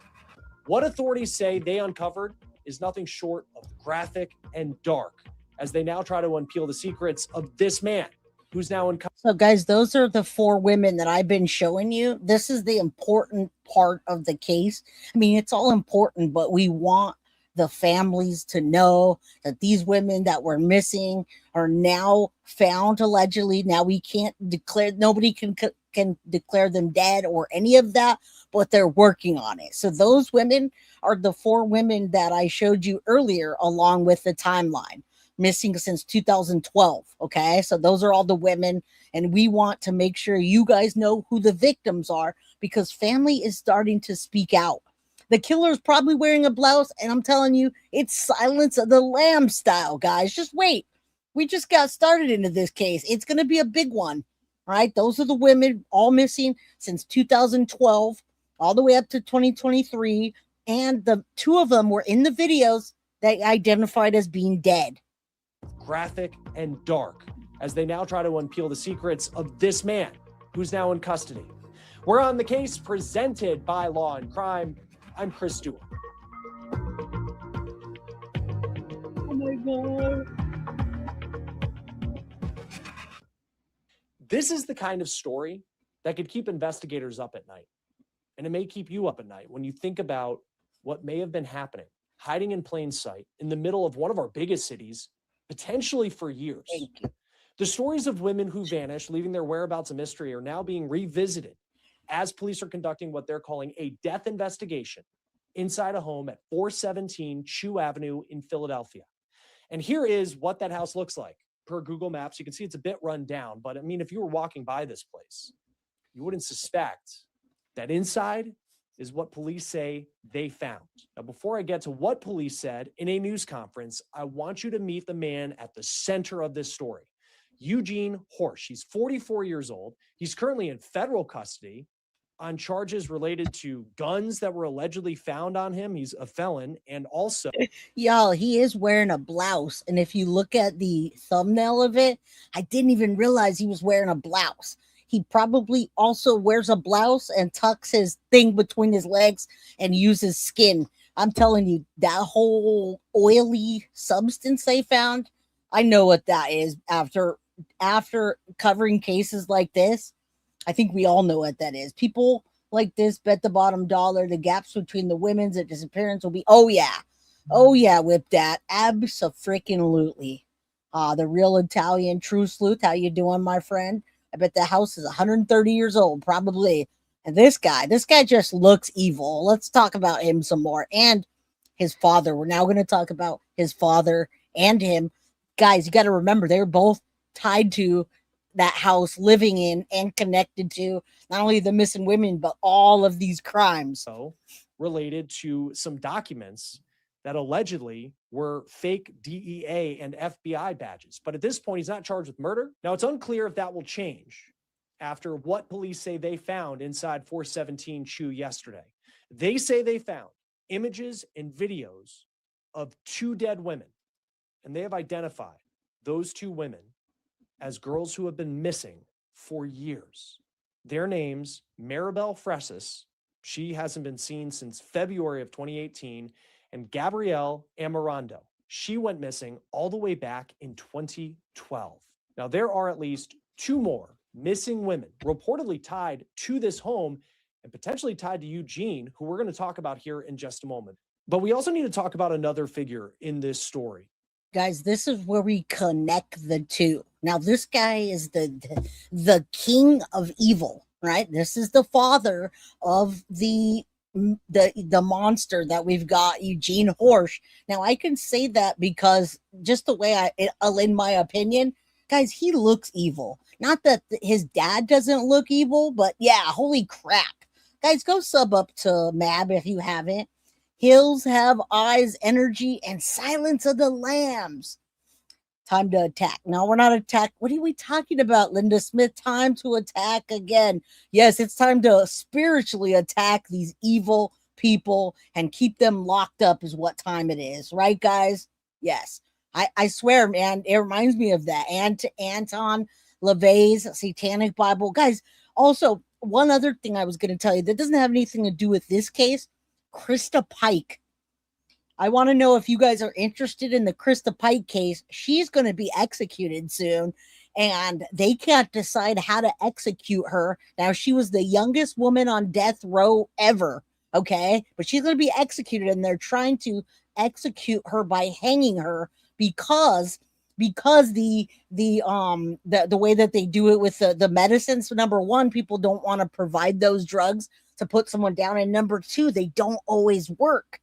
All right. I don't know why anyone would go in that house, but they certainly would. But Krista Pike, they're trying to hang her.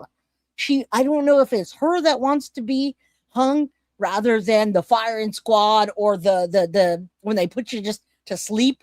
But that is a wild case. I haven't seen anything like that probably ever. So I'm just curious how you guys feel about that. And the story of this house, and that is Eugene's dad. His name is R.C. Horsch. And he was an infamous pornographic artist. So infamous, he actually has a pretty detailed Wikipedia page. Thank you. That page reads, his 50-year body of work ranges from poetic to explicit. His artistic work often focuses on scantily clad women in sadomasochistic settings. Now, I had to look that word up. And that word means, quote, getting pleasure, often sexual, from inflicting physical or mental pain on someone else, or from experiencing pain and humiliation yourself. According to police, RC died in 2025. Now, guys, that means that he was connected to everything up until now. And yes, Luna Wolf, you're right. Krista Pike is evil. She's an evil bee. All right. She wants to be hung. She doesn't want to get the medication put into her and then her not die. But hey, whatever she wants to do. I've been disturbed over this case since the first little bit. They both look pure. I was gonna say that, Blaze. Listen, this is pure evil, along with the dad and the son and the stuff that they bring into it, including sadomasochism and filming their own porn in that house while probably literally killing these women on video. Okay. So, I mean, you can't get much more evil than that. I knew he would be romantic. Manson Reborn. Yeah, he's tied to it. So that's why it's hard to tell. Was it him that did it? Was it Eugene? Was it his son that did it? Or was it both of them that did it? This guy's dead. He's not talking anymore. From a lung condition. But his wife has been missing for a decade. There you go. He was married to a woman named Amy McHale, according to the Philadelphia Inquirer. These are pictures that we found from Amy's Facebook page. She hasn't been seen since 2016, and her daughter posted this picture of the two of them on social media.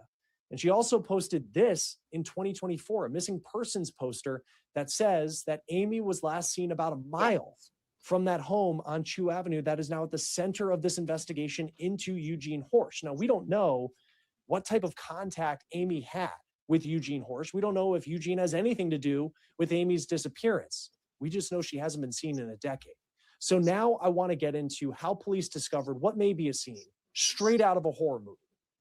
This is what they said at a news conference yesterday. Kind of started on June 19th, 8 a.m. at 6th and Market Streets. United States Park police officer conducted a car stop pedestrian investigation at that location. The vehicle was a BMW. In the vehicle were two passengers, a passenger and a driver. The driver was a Eugene Horsch. He's a 44-year-old male from 417 Chew Avenue. The passenger is a white female, provided fake ID in the name of Blair Tunzelli. During the course of this investigation, the street investigation, 2 illegal handguns were recovered from that vehicle, around $8,000 of illegal drugs, which were crack cocaine, heroin, and marijuana, and a DEA badge for credentials. Eugene Horsch's picture was on that ID. During the briefing process, the name Blair Tunzelli came up again, and we learned through that debriefing process that we may never see her again. Now, mind you, the woman that was in the passenger seat of the BMW that was pulled over, she was using a missing and now dead woman's ID. Okay. So there's a lot in this case, and I'm sure there's going to be other arrests, etc. But right now we're focusing on Eugene, who is alive and can tell us what happened. Or he can lie to us. He can lie to us and say, hey, my dad did it all, and tell us his lies. Either way, we want him to talk. We want these missing women to be laid to rest. We want them to be, even if we never find a body, we want to know what happened to them. The family deserves that. All right. Susie Q, thank you for becoming a member. Happy Members Only Monday, guys. All right, let's continue. There's so much evil in this case, man. I couldn't even imagine walking in that house and not feeling the evil vibes. Later on that day, and this is Friday into Saturday, Yes. the 19th and the 20th, Nice. the DEA and officers from the Philadelphia Police Department assigned to the Federal Task Force served a search warrant at 417 Chew Avenue. Recovered another illegal gun parts, a marijuana grow operation with a street value of over $280,000. Another badge. This time it was an FBI badge with credentials. Again. So imagine what they're doing. I say they because the dads live there as well, with all of these credentials, fake credentials, and FBI and DEA. Can you imagine what he did to these women, to these people? He could have pulled them over or said, hey, I want to get a sex worker. And then he gets them and says, I'm actually a DEA person, and you're going to do what I say, or I'm going to lock you up. Right? Amanda Berry, the whole Ariel Castro vibe, right? He witnessed his mother's self-extermination when he was 7.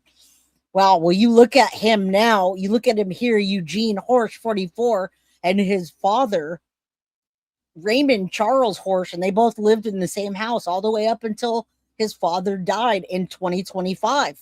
And he's done a lot of evil things. He was a filmmaker, but he depicted controversial material and depicted violence, bondage, exploitation of vulnerable women. And it seems that his son may have carried that on, guys. You can exploit women that want or need drugs to get through the day or need a place to stay or whatever. You can see the women that he targeted. These weren't working class, the women that, are working on Wall Street or whatever. These are not the working class women. They would never do that because they don't want to be caught. I know his father looks like Satan. I agree. Yeah, no excuse, anything. There's pure evil. With Eugene Horsch's picture on it. Also in the house were 5 urns containing what we believe is the cremated remains. No. The DEA contacted Tom Walsh. He's the lieutenant in homicide. Homicide opens an investigation on 417 Chew Avenue and the disappearance of Blair Tonzelli. Over the next several days, the homicide unit and special victims, and this is part of the long-term missing person group, conducted several interviews, followed up on the IDs found in 417 Chew Street, and re-interviewed the friends of Blair Tonzelli. That news conference per Fox 29 Philadelphia. Now, I have a federal criminal complaint that says a police officer approached a BMW that wasn't parked far from the Liberty Bell, Center City, Philadelphia. And inside that BMW, he finds Eugene Horsch. I'll be right back, guys. 1 second. He says that he hears that woman in the car yelling, quote, "You're going to hurt me." Now, police also say that Horsch had sores that maybe came from illegal drug use. And they also say this unidentified woman who he was with also appeared to have potentially been under the influence of illegal drugs. But the ID that unidentified woman was carrying was that of Blair Tonzelli. And Blair's been missing since 2023. This is her profile on the National Missing Person Database, NamUs. Now, police say the woman in the car with Eugene, it's not Blair. And Blair is still missing, but we don't know how they got that ID. Eugene allegedly had enough weapons, drugs, and fake police documents. Time during this search warrant what appeared to be some type of lab or home lab in the basement, various containers containing an unknown oily substance, and over 50 pieces of electronic devices. And this is hard drives, computers, thumb drives, things of that nature. This was just the beginning. Philadelphia police called in the FBI. There are some of the investigative findings. We have served over 95 search warrants to date on the house and its. All right, we already went through that, a lot of that stuff. Let's continue. Sorry, I had to walk away for a second. Y'all know it's back to school. Baby Guilty's in school, so she's up and doing stuff, and I gotta do my mom thing. Another house of horrors. Yes, indeed, my friend. This is in Philadelphia, and it's a mystery house of horrors because we don't know what's coming out of it just yet. All right, but the videos and the images and the pages are almost unspeakable. I'll tell you that right now. When it does come out, you guys got to buckle up for that because it's going to be bad. It's a massive amount of evidence. But they say perhaps the most disturbing discovery were images of 2 women who were dead.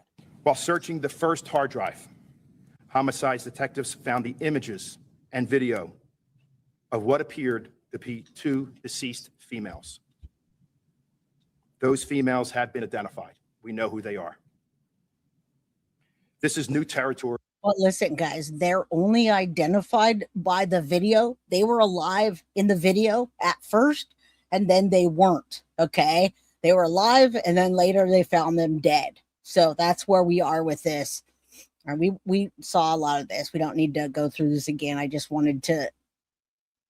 They believe they've only gone through 7%. They got 93% to go. They still have such a long way to go. Police say that Maribel Fresses and Gabrielle Amarando's families did not know Eugene Horsch. Right now, Horsch is in federal custody. He's facing federal charges of possession of a firearm by a felon and a charge for allegedly having those fake law enforcement badges. Now, he that's was it. a felon because in 2014, Eugene was convicted of possession with intent to distribute.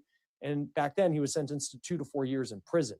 At this point, again, he is not charged with. So, guys, somebody popped in here earlier and they talked about that. Someone popped in here and they said that he had been arrested for having either hundreds or thousands of pounds of weed, and they just let him go. He did his time and they never checked the house.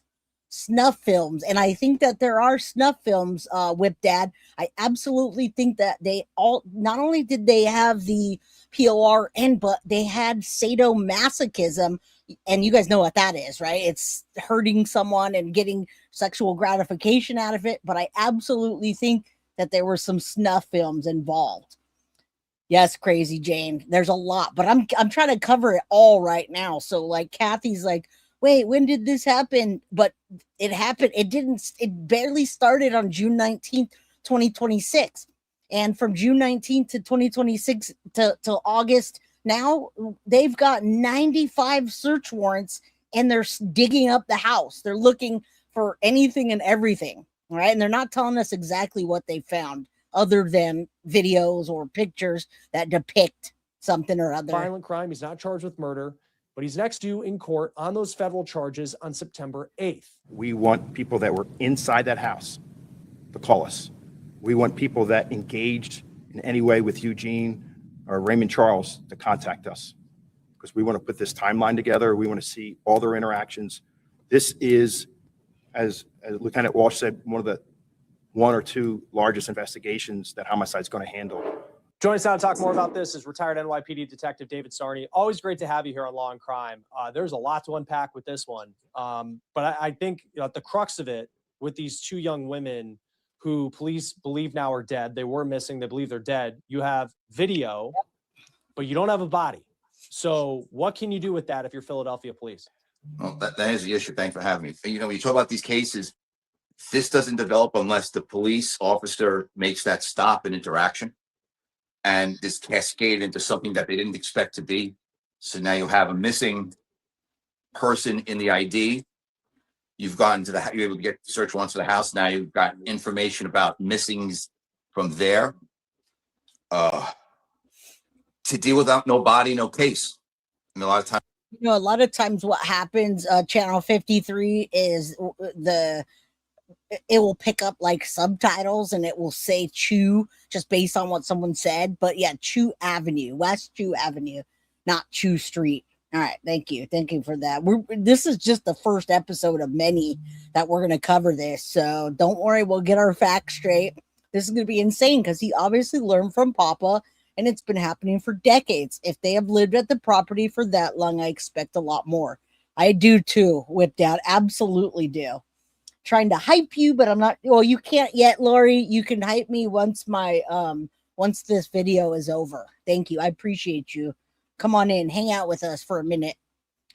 once it happens, we need something to connect him or that house into their death. They may have the deaths observed, but where's the body? What caused their death? And the ME's office can't determine that right now because we have no body. Well, and I think too, Maribel, and I wanted to make sure I have this right. Maribel Fresses, she's been missing since February of 2018.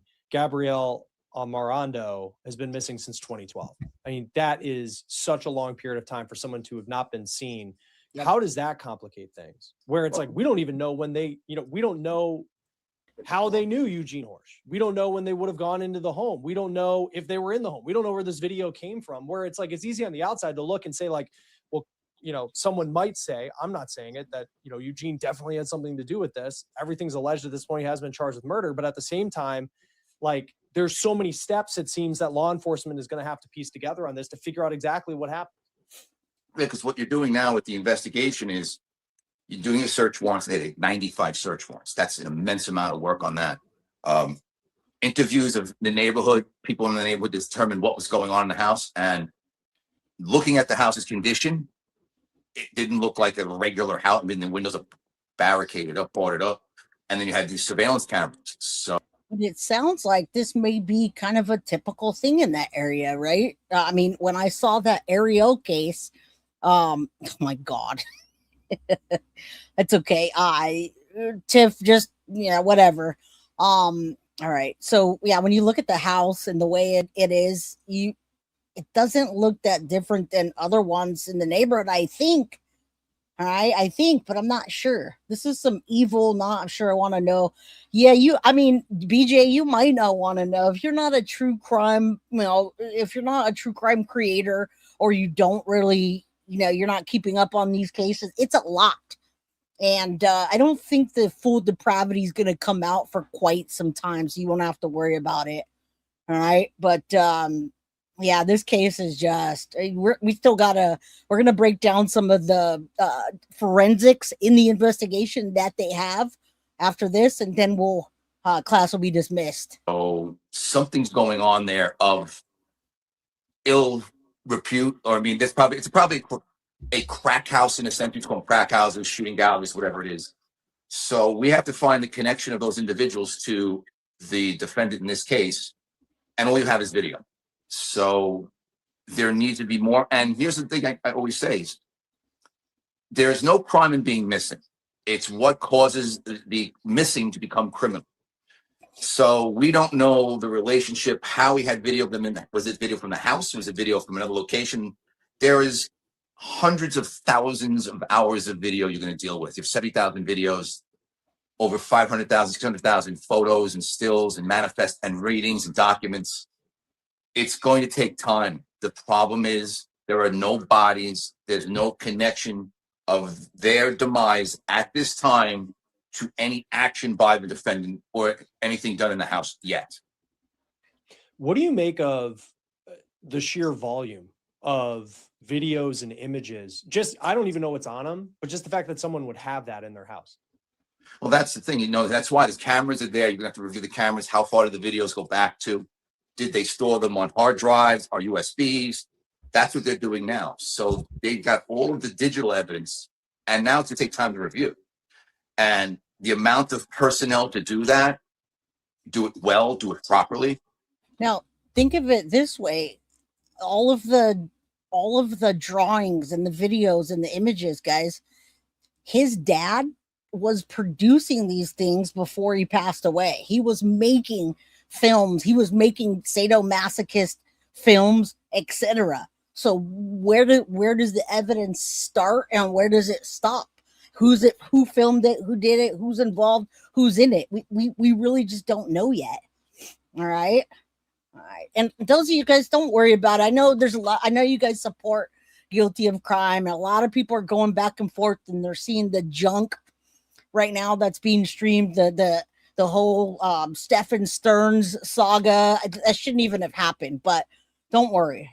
If I'm getting blamed for something, it's just because they need to project away from themselves. I did nothing wrong in the Stephen Stearns case, in the Madeline Soto case. I did absolutely nothing that I would apologize for whatsoever, except cover the case to the best of my ability. So don't worry about J for junk and J for jealous and all these AS. Don't worry about them, guys. I didn't do anything. They just need to deflect away from their bad behaviors. All right. Okay, let's continue. And Monday, members only Monday is on Mondays. Today it's not members only Monday, but I'll give out extra memberships when we're not either shutting down the chat or doing just closed chat. Okay, so members only Monday is every Monday. It's either going to be members only chat where you can only chat if you're a member. It's going to be giveaways like it was last week, or just members only, like appreciation. Yeah, we don't do that here. And you know what? I did the best to my ability. I did the absolute best to my ability with that case. I did absolutely nothing wrong. And if they want to project, let them. That's on them. I'm not going to give them that to respond. I tried to, and they got flipped around. So that's it. That's all. Get out of here. Yeah, we don't, just Lil Red, ignore that stuff. All you guys ignore it. Let them tank their own channels. Thank you, Sadie's mom. I appreciate it. You got broad shoulders. You could slap them, Jay. No, you need a membership. Mainstream moan about YouTube detectives, but it's outside talk that keeps relevant. We have to talk certain files because they won't. Exactly. And you know what? I don't feel bad for anything I've done. I haven't done anything wrong. I've done everything to the best of my ability. That's it. That's all. So anyone that doesn't like it can go do whatever they want. I never heard any of this, but found you randomly. Totally respect and appreciate how you handle the cases. Also, the energy here is legit stellar. Well, thank you. I appreciate that. Thank you. Yeah, thank goodness not member. Yeah, so Jenny, sometimes I'll have members only chat. So you won't be able to chat if you're not a member, but you'll be able to see it. Or I'll come in with the members only chat, and then I'll switch it like 30 minutes and I'll let you guys chat first, and then I'll let everybody else in. I just want you guys to know that I appreciate you, and members only Monday is the way that I could do it. All right. Yeah, that's it. That's all, Lil Red. We can't let the people that just have miserable lives and don't like themselves influence the way we feel about ourselves. We legit can't. So yeah, F the haters. If I need to go to Pino's channel and the streets of YouTube and use that as a platform, I will. And they certainly aren't going to like that. I'll tell you that right now. So, yeah, J for junk. Stop talking crap. J for jealous, J for junk, J for justice, my ass. Get out of here. Now you guys know I don't like her. And yeah, it's drama free here. That woman is nasty and disgusting. And I don't know how YouTube can even give her 130,000 subs. Get out of here, that shit. Hopefully she phases out. They are, Lolo. They are. And while I'm streaming too. So whatever. Let's continue. I've got more for this. We're going to go look at the digital forensics and talk with the former attorney in this case. And then tomorrow, guys, I've got a special one for you about the woman, the heroes woman that Hayden Panettiere. We're going to talk about that. I also am covering Nolan Wells, guys. I've just been waiting for Nolan Wells to have something that really is tangible that I'm not just speculating on. So, yeah, they're really hating on YouTubers right now. Pay no mind. Love your content. The Valentine theories. Yeah, thank you. And Jenny, we come here because we love you, Jay. Haters will be haters. Jealousy is a bitch. I agree. Real deal crime family. Thank you. Yeah, that's why I love you guys. I come in, talk with y'all, and then I'm out. Yeah, come in, shut down, I'm out, and I come back. All right, my life is actually pretty good, so I think I'll keep it that way. All right. Is going to take time. It's, we've had cases, we've had like 15, 20 hours of video, and we'll have 4 or 5 detectives look at it to see if they see something different. So you're going to have more detectives look at these things to determine what was there, what was seen, what wasn't seen. It's just a real undertaking by the police department, and you hope to get the rightful conclusion because there's something else going on in that house. And then that's the thing. Is it just the crack house shooting gallery, or is it something more heinous? Like they had chemicals there. They're trying to either manufacture drugs. They had 55-gallon drums there. They had chemicals, a growing operation. He was starting. And he lived there, and his father lived there. So he's been in that house. They've got a lot of documentation they have to go through, a lot of forensic. And see, that's what I was discussing about the documentation. When does it start and stop? Now, Hayden, there's a lot to the hate. Thank you. Trolls are just jealous people. They can't present a case like Jay does with dignity and hold that dignity. So yeah, I don't care. But listen, Hayden, there's a lot on Hayden that I want to talk to you guys about. Her birthday was gonna be on Friday. She was supposed to turn 38, I think.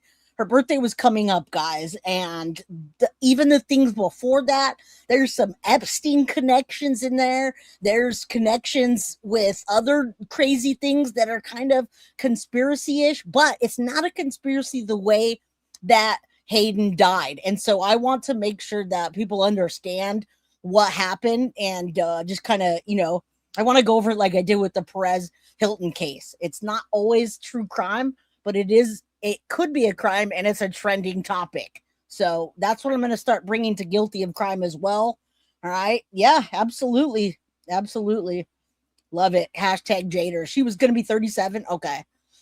All right. But either way, if you go to ghost.org, we already got an article out there about what happened, and we will continue with the 911 call, etc. All right. Forensic evidence you have to go through. And to determine whether the deaths were caused by a criminal action that's going to take time. Well, and it's like, even like, I think of like what his dad did for a living and like what he was known for. I mean, it was, you know, some pretty rough looking. I mean, there's a few images online, but you know, I didn't want to frankly take my work computer to that part of the internet and kind of researching for this story. But like, you can get a sense of like what it was. It's like, even I assume for detectives now having to figure out, when you see an image, if it was shot by his father. Is this a real crime I'm looking at, or was this something that was part of kind of this fantasy world he was doing in the porn? I mean, guys, I'm gonna imagine they're gonna come back. The investigators are gonna come back. Yes, there you go, the Jaders. And I have particular people that I shout out to say that, but I don't even get to say their name because they don't get my content. But yeah, this case is gonna unfold, and I'm telling you right now, it's going to start and stop with somebody. And the sadomasochist films that he was filming, now knowing these women were missing and then later dead, it makes me think that there is snuff films that they're going to find. I guarantee you, they're going to find snuff films. I bet you anything. The fact that they have images of these women that were missing alive in the house and then deceased, what happened in between was probably a snuff film and some kind of sadomasochistic thing. All right. Thank you so much, Danielle. I appreciate you. Thank you. I appreciate I appreciate you supporting the channel. And we always got new merch coming. But yeah, that's going to be one. I'm going to give those things out, man, and be like, this is it right here with my tattoos and everything, telling them to screw off. All right. Yeah, that's the thing, is you don't know. And that's why you've got to take the leads, the investigative facts, and determine what is factual, what is not. But that's why the marshaling of evidence, all this documentation, is going to take time. I don't envy the amount of work that's being done, but it is something that detectives do every day. And it goes back to this stemmed from an initial car stop of a vehicle parked near a park where an argument ensued, and the officer took proactive action. And then you saw the cascading effect of that. So that's what we have to understand, is why police do what they do, and why this investigation may turn out to be something more than just drug paraphernalia and drug activity. Yes. Right. And he had so many things in his car. Thank you for saying that. This is what I started this afternoon, was telling you guys that they do think they have a serial killer on their hands, folks. So you guys know that when I brought my channel here initially, I came here to cover serial killers. YouTube doesn't like that. And so, I mean, trigger warning for everything else I cover. All right, you're still watch this creeper in a skirt. He wears skin. I'm telling you, Mob B, I'm telling you, this guy wears a skirt. He tucks his thing in, and he probably wears these women's skin on his face. All right. Mom B's like, oh, they definitely got the snuff films. They're going to find that. Yep, we're going to do that. And we're going to do the tattoos and all that. And then when anyone says anything, then we're just going to show them the merch, right? Is Gianna in the house? Where's my girl? Oh, there she is. I didn't even notice. I looked at your picture and I went fast. All right, let's keep going. Yeah, the photos definitely need. I do trigger warnings, guys. I'm telling you. It seems allegedly, whether it be guns, which he's a felon, can't have that. These forged documents, like to be a fake name, but with his picture of like either a DEA or an FBI agent, and then you serve the search warrant, and then suddenly like you walk in the door and it's a lab. I mean, it's sounds like it looked like a horror movie. And then I also think of like 600,000 images, 70,000 videos, 10,000 like written documents that they took and like you have to go through. This isn't like skimming, like on your phone. Like you are documenting what was in every single one. And they said they've only gone through 7% of what they've gotten, and it's been more than a month since they first had it, or roughly about a month or so. And so there's just like so much work to go with this, and I think of these families who have been waiting forever. We always pay so much, of course, Nancy Guthrie and everything going on there. And that's been several months, and you feel for that family. But like in these cases, I mean, there's people who've been waiting to figure out about their loved one, and you can see them searching on Facebook for their family members. So guys, buckle up for this. This is probably going to be some type of, we're going to get some kind of list type of following, right? They're going to keep putting pictures out of women that are missing or that they think are missing and maybe not deceased, they've already found women that were in that house that can tell them what was going on in the house. So women in the video that aren't dead, they've identified and are talking with. All right. It's going to be weird manifest too. Avoid people that make manifest. All right. Much love to you, Gianna, for the support. Love this girl. All right. Let's continue. Anyone brought his dad wrote the book? Anyone think he brought a story his dad wrote on the real world? There's a lot on his dad. We can do a whole segment on that too. Since like 2012. And it just kind of speaks to how many of these cases, these missing persons cases, were like nothing. And I know like the Guthrie case is very different from what we're dealing with here. Yes, but, there's just so many missing persons cases out there that police just are still trying to figure out what happened to these people. And we don't even know if this house is related to a couple of the names that have been associated with it. Yeah, and the thing about, I'll just say about New York, NYPD, when we deal with missings, depending on the type of person missing, child or elderly or someone with an illness, there's a heavy focus on that, on trying to locate them. But after 7 days. Now, guys, mind you, this started, there was 4 women missing. This man, the evil man's wife has been missing for years. All right. Isn't that the wife? Correct me if I'm wrong, Tiff. But it started back then when this woman went missing. All right. So I can't fathom what went on in that house. All right. Well, I'm definitely going to have to watch the replay. I'm not good at multitasking. Well, listen, Jessica, this case is hard to not give your full attention to, because if you look away for a second and you miss a connection like this, or like the 4 women and the timeline or what he did, then you miss some of it. So yeah, definitely go back and watch it. I just wanted to lay this out for you so we can continue covering it as new evidence comes out. Of a regular would go missing, it goes to missing person squad, and they got hundreds, thousands of cases. And it comes back down to, is the missing wanting to be missing? Is it criminal or is it not criminal?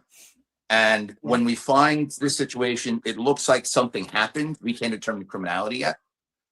But, I've had missing persons cases, and you hope to rectify them. But you're talking, if the family has no contact with them, because that's what it comes down to, someone cared enough to report them missing. And we have seen missing persons cases. One, just go back to Gilgo Beach in New York, in Long Island.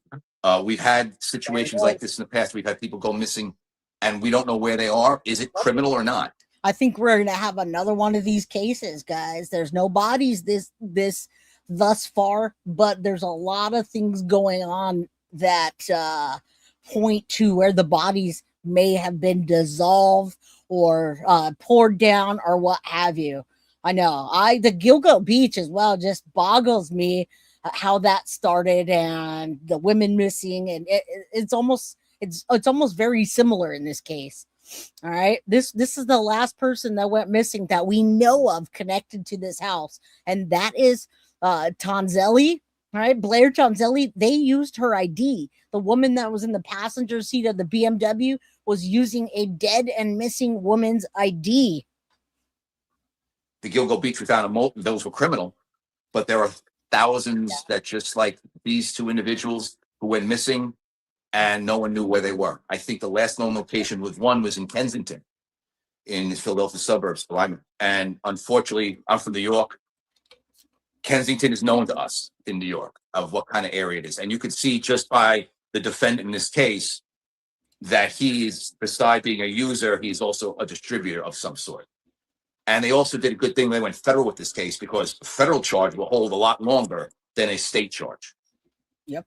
That was one of my questions, because he was facing some state drug charges initially. So the first trial is going to have nothing to do with anybody missing, guys.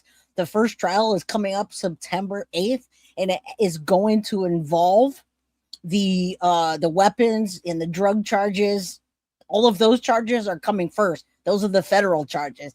They just hit the tip of the iceberg with these women and connecting these 4 missing women to that one house.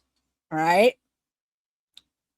Because there's apparently some drugs allegedly found in his vehicle when they do the stop, which by the way was in like Center City by the Liberty Bell, where he was having this argument, which is just, it's not where, Kensington is a very an area that has struggled with drug use for a very long time in Philly. But for it to be I just found it interesting. Like all of this took place, right at like the main tourist hub of Philly.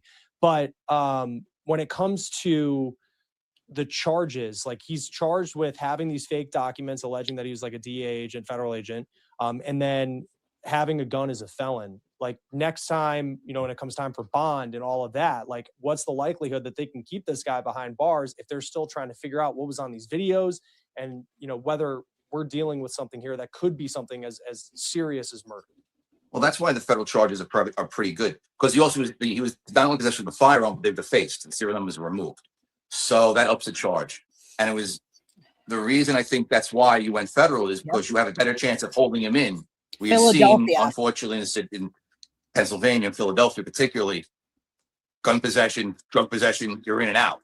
So this is a way of keeping him in as they do this. And it's been since June they've been working on this case. So you're talking about almost 2 months. And that's just in the house. They just went into the sewer areas. So they've either found information from the documentation or videos they have to now go into to pull up the sewage pipes there.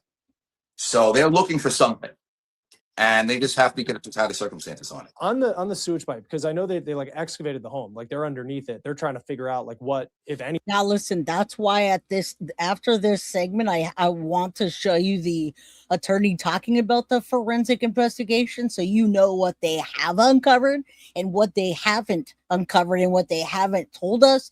And then right after that, I got Sergeant Mark Fussetti talking about this case and giving us an update from yesterday. Now, he's got this new book out called Philly Warrant Unit, and he's involved in this case. And he has a nice little update for us about a woman that was in this house, right? And it just came out yesterday, so I wanted to make sure that I keep you guys up to date with this. Now, this is the top view of the house, all right? Anything could be like hidden under there. There's some urns in the house that one might be from a family member, but it's like, who are the other, there's 5 urns, like what's in there? Like, how long is it going to take, at least for getting that in? Like, they're still going through the pictures, but like, how long is it going to take to get back everything else that they've been testing? That could be a very long time. They're doing the chemical testing because even though they had chemicals there, we don't know if it's labeled, is it actually what's the chemical labeled? So let's just say, for example, if it's hydroxide. We don't know until they test it. So that takes time to get those tested. Now, guys, I got to tell you, just watching true crime all the time and studying these cases, that oily substance that they found is more than likely them dissolving body parts and organs, etc. Sister Karen, they have not found any remains that they've told us about, but they did find a video with 2 of the missing women alive and then 2 of the missing women dead. So they're absolutely, I think, going to find in the oily substance, they're going to find human remains, because that's what happens when you dissolve a body inside of a container with acids that who knows where they got them from or what concoction that they used. That's what it turns into. I've seen cases like that. There's a case, I think, in the UK where he dissolved these people's bodies and he dumped them down the drain. And then finally one day he dumped it down the drain that it was clogging everywhere. Now the plumbers came in and started pulling out these oily, greasy things that look like hair, but it was hair and blood and veins and things like that they had dissolved down, because that stuff just doesn't dissolve like that. You either have to have a certain temperature for cremation, or you just have to lay the body to rest in the way that we all normally do, not putting them in acid barrels. I know, but bottom line, that's the case. They said they found an oily substance in those barrels, and they found oily substances in the drain. Yeah, that's what it is. It's called human sludge. Thank you, M.M. Klein. Knew you knew that one. I knew he got caught because he called a damn plumber. He called the plumber and he said, oh, was that in Canada? Okay, thank you, Stardust. That's why I love the crime crew here. You guys come in and I can't remember all the cases. I can't even remember my name sometimes without looking at it, all right? So, that being said, thank you. But that's what happened. And he got caught because the plumber called the detective and said, dude, this is not okay. All right, questions. Can you get? Yes, you can. And they found 5 urns with cremated ashes. We don't know who they are. They haven't been tested, but you absolutely can get DNA from the remains. All right, but he could have been adding parts. He could have. You're absolutely right, Luna Wolf. Absolutely right. Can you come unplug my drains? Yes, can you come unplug my drains from all the remains? Well, luckily that the plumber said something's not right here. It smells bad and it reminds me of human different kinds of organs and things like that. I don't even If this was a meth lab, and they're extremely fortunate that that area did not blow up. If that's the case there, because that is something we've learned in my experience as a narcotics guy. It did too. Meth labs are very volatile, and the amount of chemicals there, was that to create meth? We don't know. They haven't left that out, but it's going to take time because you have to separate chemicals. The house itself, what forensic evidence and digital evidence you have, that's separate from the physical evidence. Then you're trying to get phone records. You're trying to get look at these house interviews, numerous interviews.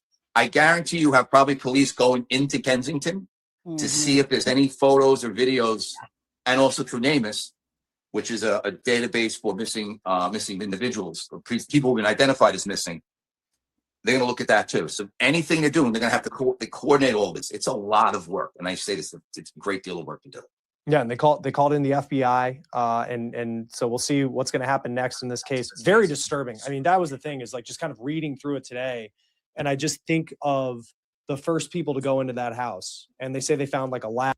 And mind you, someone popped in here earlier, and then after they popped in and said that this guy had been arrested and he was put away. This guy was arrested just years ago, locked up. They never checked his house, guys. Imagine had they checked his house, right? Somebody came in and they were from the Philly area that knew about this case. But then as we were listening to this, we heard about this monster getting locked up. And they never checked his damn house. He also had Ted Bundy, and he had a Ted Bundy, some kind of documentation of Ted Bundy, maybe like praising him or something. So let me show you real quick before you forget the characters in this story. This is Sergeant Mark Fusetti, and he's giving us an update from that house. Okay, let's listen to that, and then I'm gonna go over to some of the forensics. The forensic investigation into the house, and that should help you guys to understand what the hell they found in there thus far. No bodies. This is literally, if you look at the front of my video, it says no bodies, only video. Okay, so let's get this back on. Let me start this over. What's up, everyone? Little update on the House of Horrors on Chuab in Olney. So I had a girl that I used to lock up all the time back in my warrant unit days. She sent me a message saying she believed she was a victim of the dad of this house up there on Chuab. So what she said happened was he came down, picked her up off of Kensington Ave in a van. And when she got in, she noticed that the interior of the van was ripped apart. So like the doors were ripped off. The handles there was no handles. She said she just happened to know how to get out of one of these cars from a previous incident. So she explained to me that he picked her up down in Kensington. He looks just like he does in the pictures that you've seen online, except he had white hair. And he wouldn't speak. So they were driving up Allegheny, turned on Germantown, heading up. And that's the way you would kind of go to Olney. And she started saying, hey, listen, I'm not cool with this. Just let me out. I'll get out. I'll walk. And he refused, like started speeding up. And then she finally just started fucking banging on the doors and trying to get out. And he kept like driving, wouldn't stop or anything. But she was able to get a latch, roll out. She rolled out of the car moving, got up, dusted herself off, went back to Kensington. Wow. So she told me this. So I reached out to somebody that's involved in the investigation. I said, hey, listen, Guys, that's awesome. You know, that's how they're going to put the cases together and who did what and who's where and how. It was Dennis Nilsson in the UK. Thank you. I knew there's another one also that you guys are referring to in chat, but thank you for that, Clark, so much. I'll leave that up there for a minute because that shocked me, and that's when I realized many people probably do that. Think about David and the disgusting smells that were coming out of his bathroom. Guys, there's a good possibility that some of the remains of Celeste got whittled down into who knows what and poured down the drain.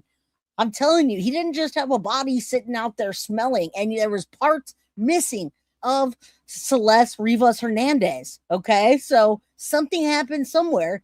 I notice a lot of these vehicles are red truck, white vans, right? They should all just get pulled over. You're a white van. Excuse me, ma'am. Excuse me, sir. What are you doing with that white van? Are you committing crimes? Here's what she told me. Do you want me to have her contact you guys? And he said, absolutely. So maybe she was, maybe she could be a little bit of a help to them. But if this story is true and this was the guy that picked her up and she actually got away from, there is a great chance that countless missing people that go into Kensington are never heard from. Guys, you know that happened in the Gilgo Beach, right? Just saying. You know that happened at Gilgo Beach. One of the street workers went on a date with Rex Huerman, and she felt creepy and eerie, and he talked about the Gilgo Beach murders. So if you watch the documentary, she actually got away from Rex Huerman, and she was able to tell law enforcement about him. All right. Average house has 4 inches of sanitary pipe. Might be large since the house is so old. Listen, they have pictures of digging up the sewage lines. All right. Spoon I dropped this, Jose. Oh, right. Okay. So the Canada one was Adam Strong in 2017, Oshawa, Ontario. Thank you. I appreciate that. And then the other one was in the UK. I remember something like that, but you know, my memory is not the best. From again, because of prostitute, drug addicts, and that's families kind of just sadly just wipe their hands of them. Like, what can I do? Yep. There's a chance a lot of these girls were from that area, and that was his MO. Go down, pick them up, bring them home, and do whatever. You know, once the story's all said and done, we'll know what he did to them exactly. But yeah, so that's a little quick update. I just patched her through to the homicide, and if I get any more information from her on what's going on, I'll let you know. Kudos. And if anybody knows anybody that has any type of information, little things like that, crack cases. So tell them, reach out to Philly PD, and you know, hopefully we get some answers on this insane story. Amen, man. Amen. He's doing his part, guys. That was from yesterday. All right. That could be a huge connection in this case to tie these monsters to these women. All right. Quick. Here's a picture. They're digging and all of that stuff. This is a forensic investigation. And we're going to talk with attorney, former office of the investigation to hear what was found, etc. And then class is dismissed, guys. All right, let's play this. First question for you is, with this kind of information, these pictures, would this be considered a breakthrough in the case? What more could they try to look for to pin this on someone like Eugene Horsch? Well, actually, it sounds like more than a breakthrough. It sounds like the case has taken a hard left.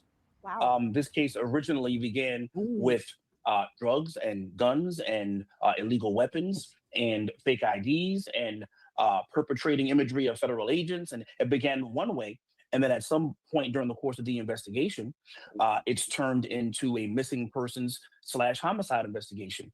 I think it was Commissioner Evers who indicated during the press conference, this is something like an issue of first impression for the Philadelphia Police Department, even with their learned homicide detectives. This is something out of a movie, it seems. You have Out of Silence of the Lambs, a horror movie? Yes, indeed. Investigation that starts with one thing, and after they keep peeling back the layers and peeling back the layers, and then now you have a gentleman who lives in a house, and there's video that the police seem to think was taken in that house, with what medical examiners and forensic pathologists are saying are dead bodies in those videos, or are likely dead bodies in those videos. And so this has taken a hard left, and I am applaud the police department for reaching out to their federal partners, realizing that this is a very tall task, and they're going to have to do a collaborative effort with some of their law enforcement brothers and sister agencies. So when you worked in forensics, you'd get out to a scene like this one. They got out to the home, and I think the first thing they did was dig up the yard. If you could put yourself in. So that's what I want you to understand what they're doing. Just because they haven't told us about bodies, or maybe even body parts, maybe even, identifications, clothes, jewelry, things like that. We just don't know yet because they're working on that right now. All right. And by the way, we have a creepy van across the street. I wish it would go away. All right. Thank you. I appreciate that, Lori. Thank you. Thank you. Thank you. Thank you so much. All right. Let's listen in and then we'll be out. Hopefully you guys know everything you need to know about this case today. In their shoes, what kind of stuff would you be looking for? And what would help you in your investigation? Well, you have to think about what they're doing now, right? They're looking in the plumbing. That is, you have to, if a body was at this particular property at 417 True Avenue, what we know is it had to be disposed of in some form or fashion. Yep. It's a little too easy to see cremains sitting in urns and say, well, maybe those are the people we're looking for. That's a little bit easy. And so I heard Commissioner Evers say that they're looking in the plumbing.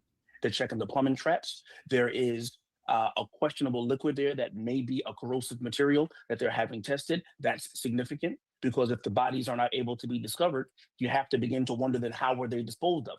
These are all questions that have to be answered, and they don't have to be answered in any particular order.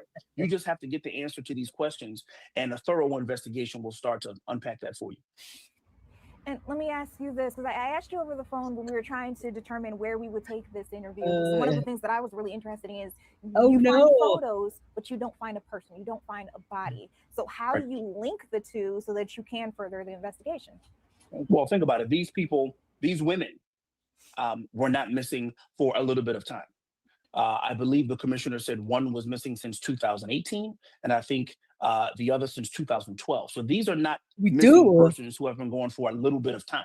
So when you factor in, why is that creepy van still there, Mom? When they got busted with the freaking, we had was it DEA across the street? They caught these people across the street in this huge $80,000 scam. They were going to the stores, stealing things and then reselling them at the flea market. They took that van into custody and it's back now. What the hell? Anyway, stay away from creepy vans, all right? Get the license plate just in case.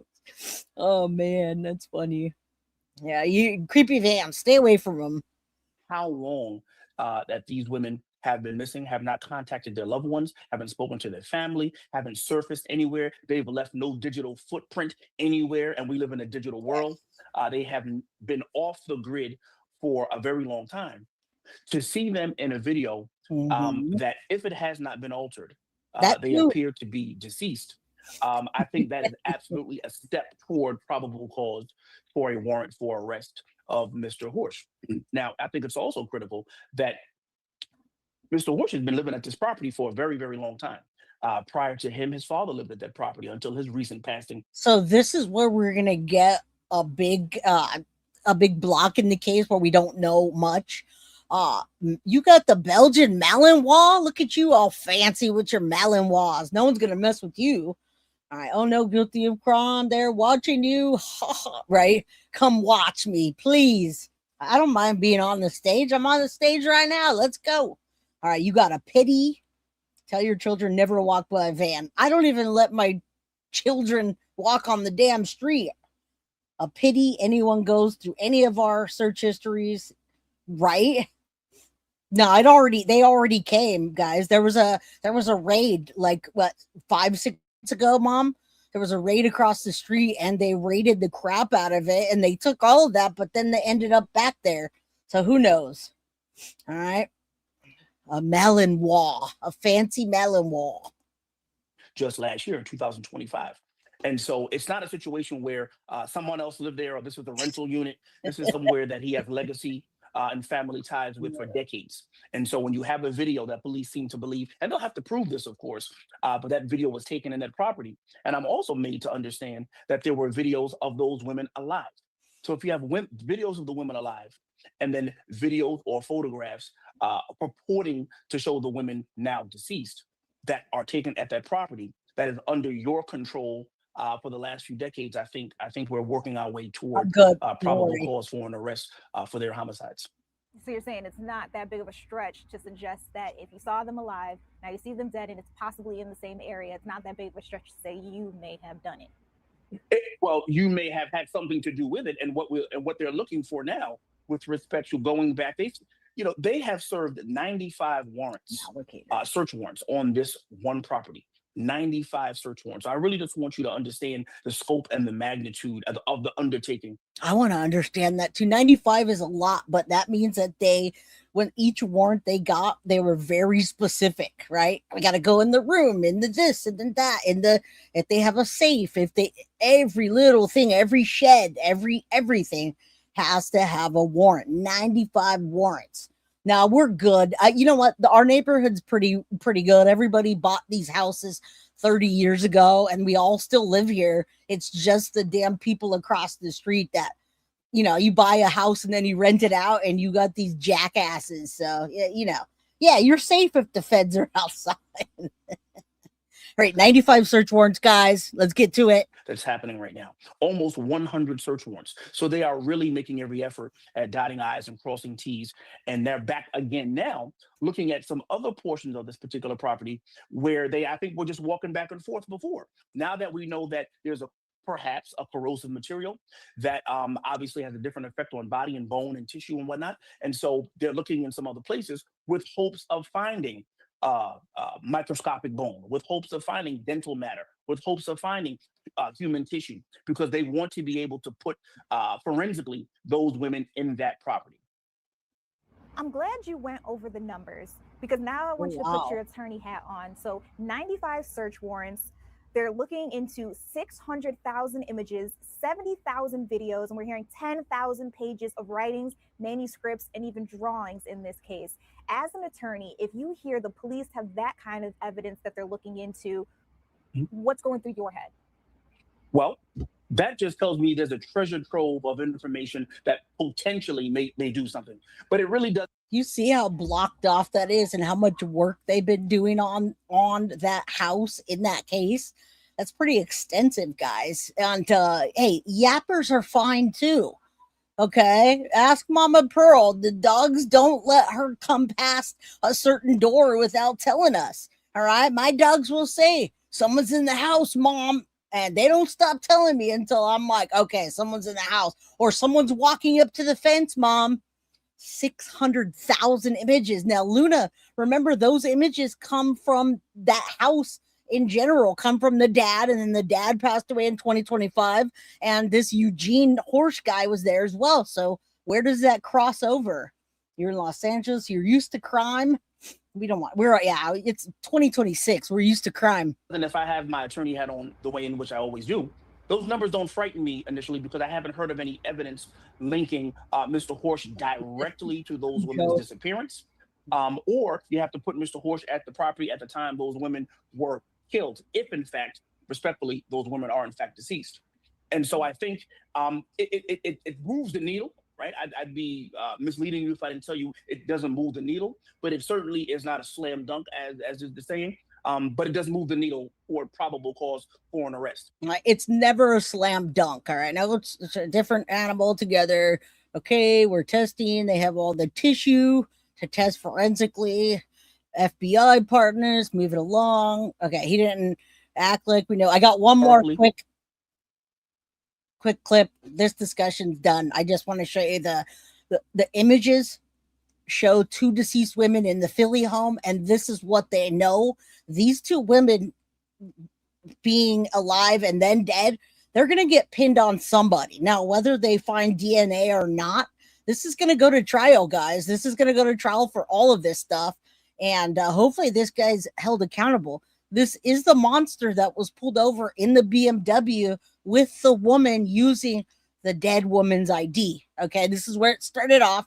So this is where we're going to end on this. Don't forget, hit the like, subscribe, share. When you get a chance to hype, and ignore the haters, guys. If you can't ignore them, don't watch. Police, 44-year-old Eugene Horsch was arrested on June 19th during a traffic stop at 6th and Market Streets in Old City. Investigators say National Park Police recovered 2 illegal handguns, $8,000 worth of illegal drugs, and a fake DEA badge with Horsch's picture on it.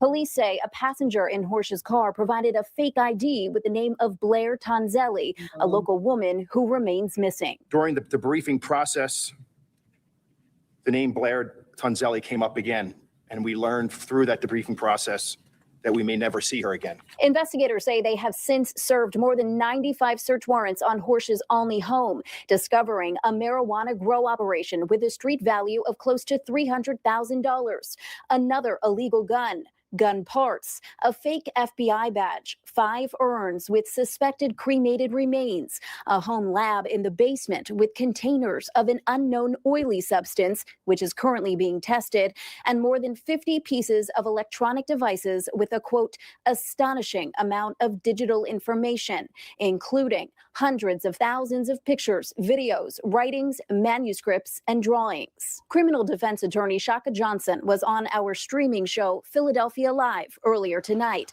giving us insight into where investigators might go from here based on newly discovered evidence. They're looking in some other places with hopes of finding. We already heard him, so thank you, sir. We appreciate it. Continuing coverage, guys. I'm going to cover this too because I don't want to get too far behind in it when the evidence comes out or information or we start to hear about this Eugene guy and his trial. But really, we're here because there's 4 women missing, 2 that we know for sure are dead because law enforcement has told us that they were believed to be dead in the video. Now, that doesn't mean we know how they were dead. We just know that they said these women were alive in the videos and then they were dead in the videos. We don't know what that means. Maybe we don't want to know what that means, right? Who knows if they watched their last breaths go or what? But this case goes back to 2012. Gabrielle, Amarando, and Maribel Fresses were the first 2 that were missing. They haven't found anything about their bodies, but those women all 4 of them are missing. 2 we know are dead, and the others they're looking for. So let's get justice for these women and keep on top of this. All right, you're absolutely welcome. Thank you guys so much for supporting the channel. I will definitely stay jaded. I'm not going to be any other way but jaded. All right, praying for justice. Thank you guys so much for supporting the channel tonight. Clark, huge hugs to you, girl. I messaged you a bit ago. Everybody else, good night. I'll see you guys tomorrow. Same time, same place, 4 p.m. Pacific Standard Time. 7 p.m. Eastern, we are going to cover the Hayden Panettiere case, Panettiere case, guys. It's not cut and dry, and there's some things that were going on behind the scenes before this happened that I want to get out to you guys. So have a wonderful night. You have a beautiful night. Sleep well. Stay jaded. I love it. We're gonna have to make some merch like that. Love you guys. Good night. Thank you, Susie, for getting a membership today. Ray, always a pleasure. Good night. Love you guys. And yeah, we'll leave it on that. There you go. Thank you, Lori, for finding your new channel. I appreciate all you guys. Have a lovely night, and I'll see you guys tomorrow. Good night. Bye. Guilty of crime. I want to thank you for watching. If you enjoyed my content, please share this video, like, and subscribe. You can also follow me over at Facebook, Instagram, TikTok, X, or Gmail. If you'd like to donate to my channel, you can use Cash App or Venmo or PayPal. Thank you very much in advance. Guilty of crime. Are you guilty of crime?